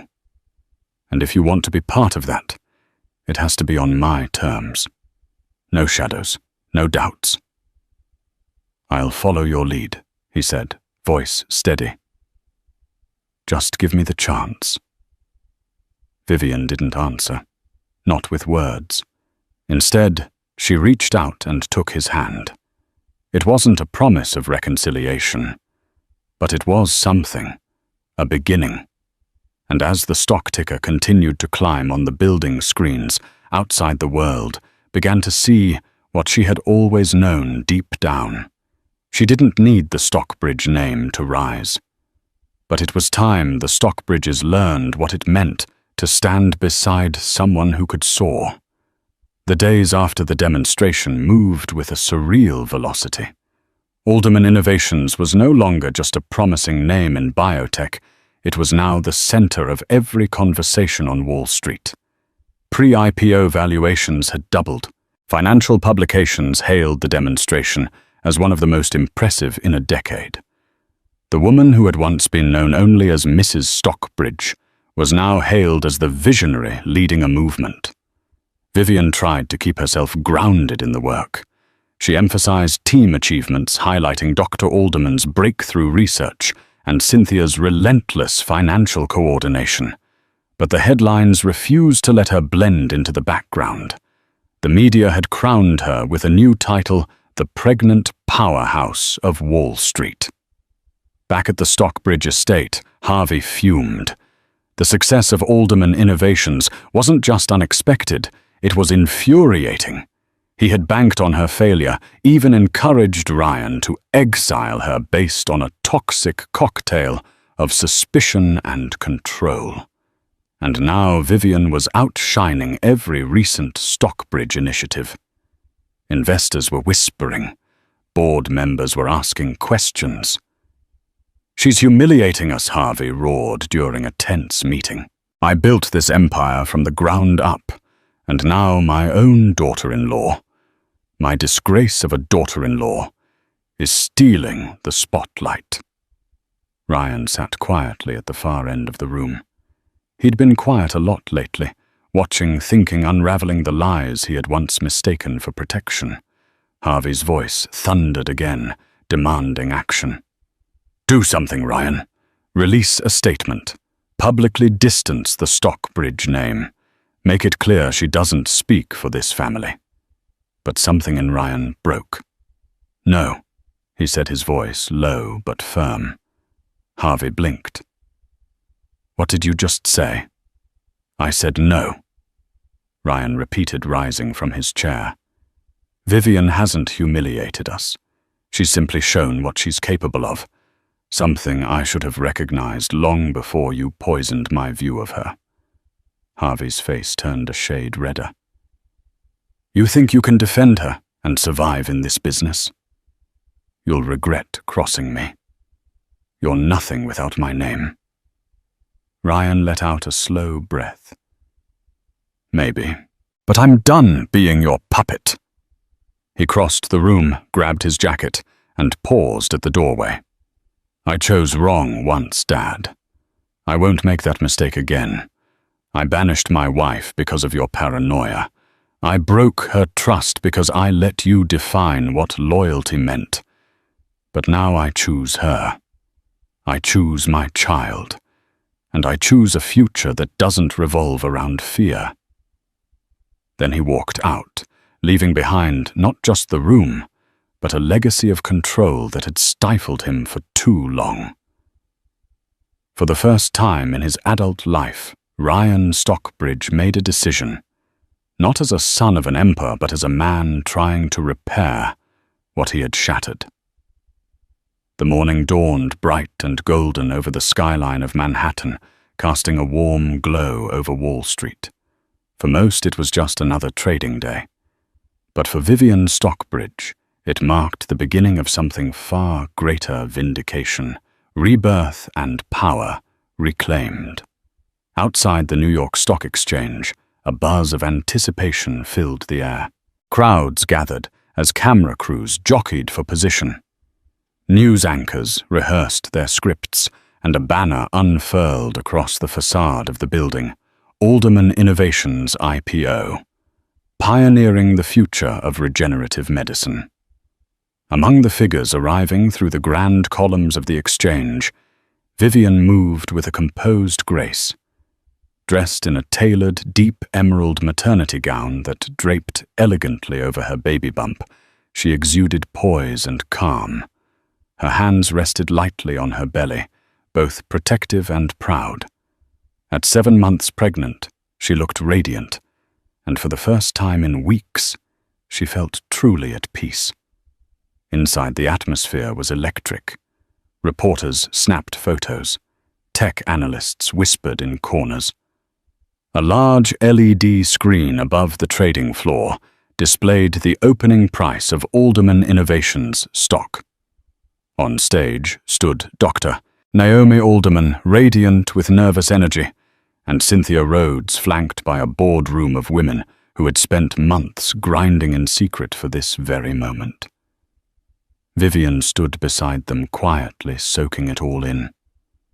When the bell rang, confetti burst into the air. A roar filled the room as the first stock price appeared: $38.65, up nearly 40% from the projected range. Within minutes, the ticker climbed higher and higher. The company was a hit. No, it was a phenomenon. The day that Ryan and Harvey had once ruled as their exclusive domain now belonged to her.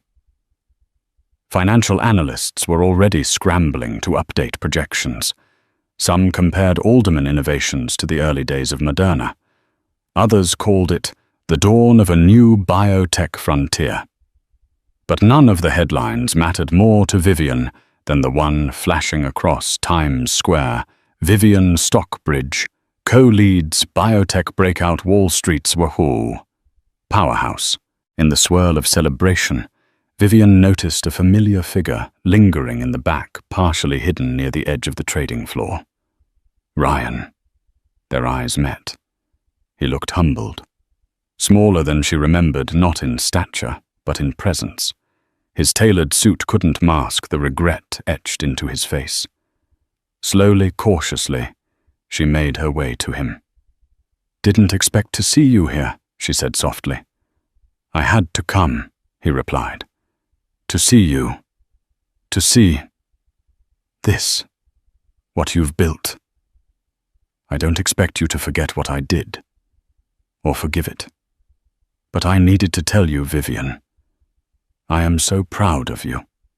His voice broke on the last words. Vivian's breath caught. The applause, the flashing lights, the power, all of it fell away in that moment. What remained was the ache of a wound still healing. "You hurt me, Ryan. Deeply. You left me when I needed you the most," she said, her voice barely above a whisper. "But you're here now, and I see it in your eyes. You've changed." "I want to be better," he said quickly. "Not for the empire, not for my father. For you, and our child. I don't care about the power or the press. I care about earning your trust back." Vivian studied him, her heart wavering between pain and possibility. "This isn't about just saying the right words anymore," she replied, steady but kind. "It's about doing the right things. If you want to be part of our lives, you'll have to walk beside me, Not in front of me, not behind me. Ryan nodded. I'm ready. I'll earn it. Day by day. No more ego, no more pride. Vivian reached for his hand and held it gently. She didn't promise anything. Not yet. But in that moment, she didn't pull away either. They stood side by side, a pregnant mother and a repentant husband, under the glow of the LED tickers. Around them, Alderman Innovations continued to soar its stock, now surpassing $50 per share. Cheers rose once more from the trading floor. Photographers captured the moment from across the room. Vivian's presence was magnetic. A woman once cast out, now celebrated. A mother once doubted, now elevated. And a name, once hidden behind a billionaire's shadow, now burning bright in her own right. A new dawn had arrived, not just for biotech, not just for the markets, but for Vivian Stockbridge. And this time, it was hers. A brilliant mind, a daring dream, and a woman who turned her heartbreak into the catalyst for a biotech revolution that is Vivian Stockbridge's story. Banned from her own home at her most vulnerable moment, she channeled her pain into one of the most remarkable IPOs in recent Wall Street history. Along the way, she taught her husband the true meaning of trust, shattering generations of cynicism. Her journey reminds us that even in the darkest of times, opportunity awaits those brave enough to seize it. If you were moved by Vivian's triumph, please take a moment to like this video, share it with friends who need inspiration, and subscribe to our channel for more powerful stories that prove resilience is stronger than any barrier.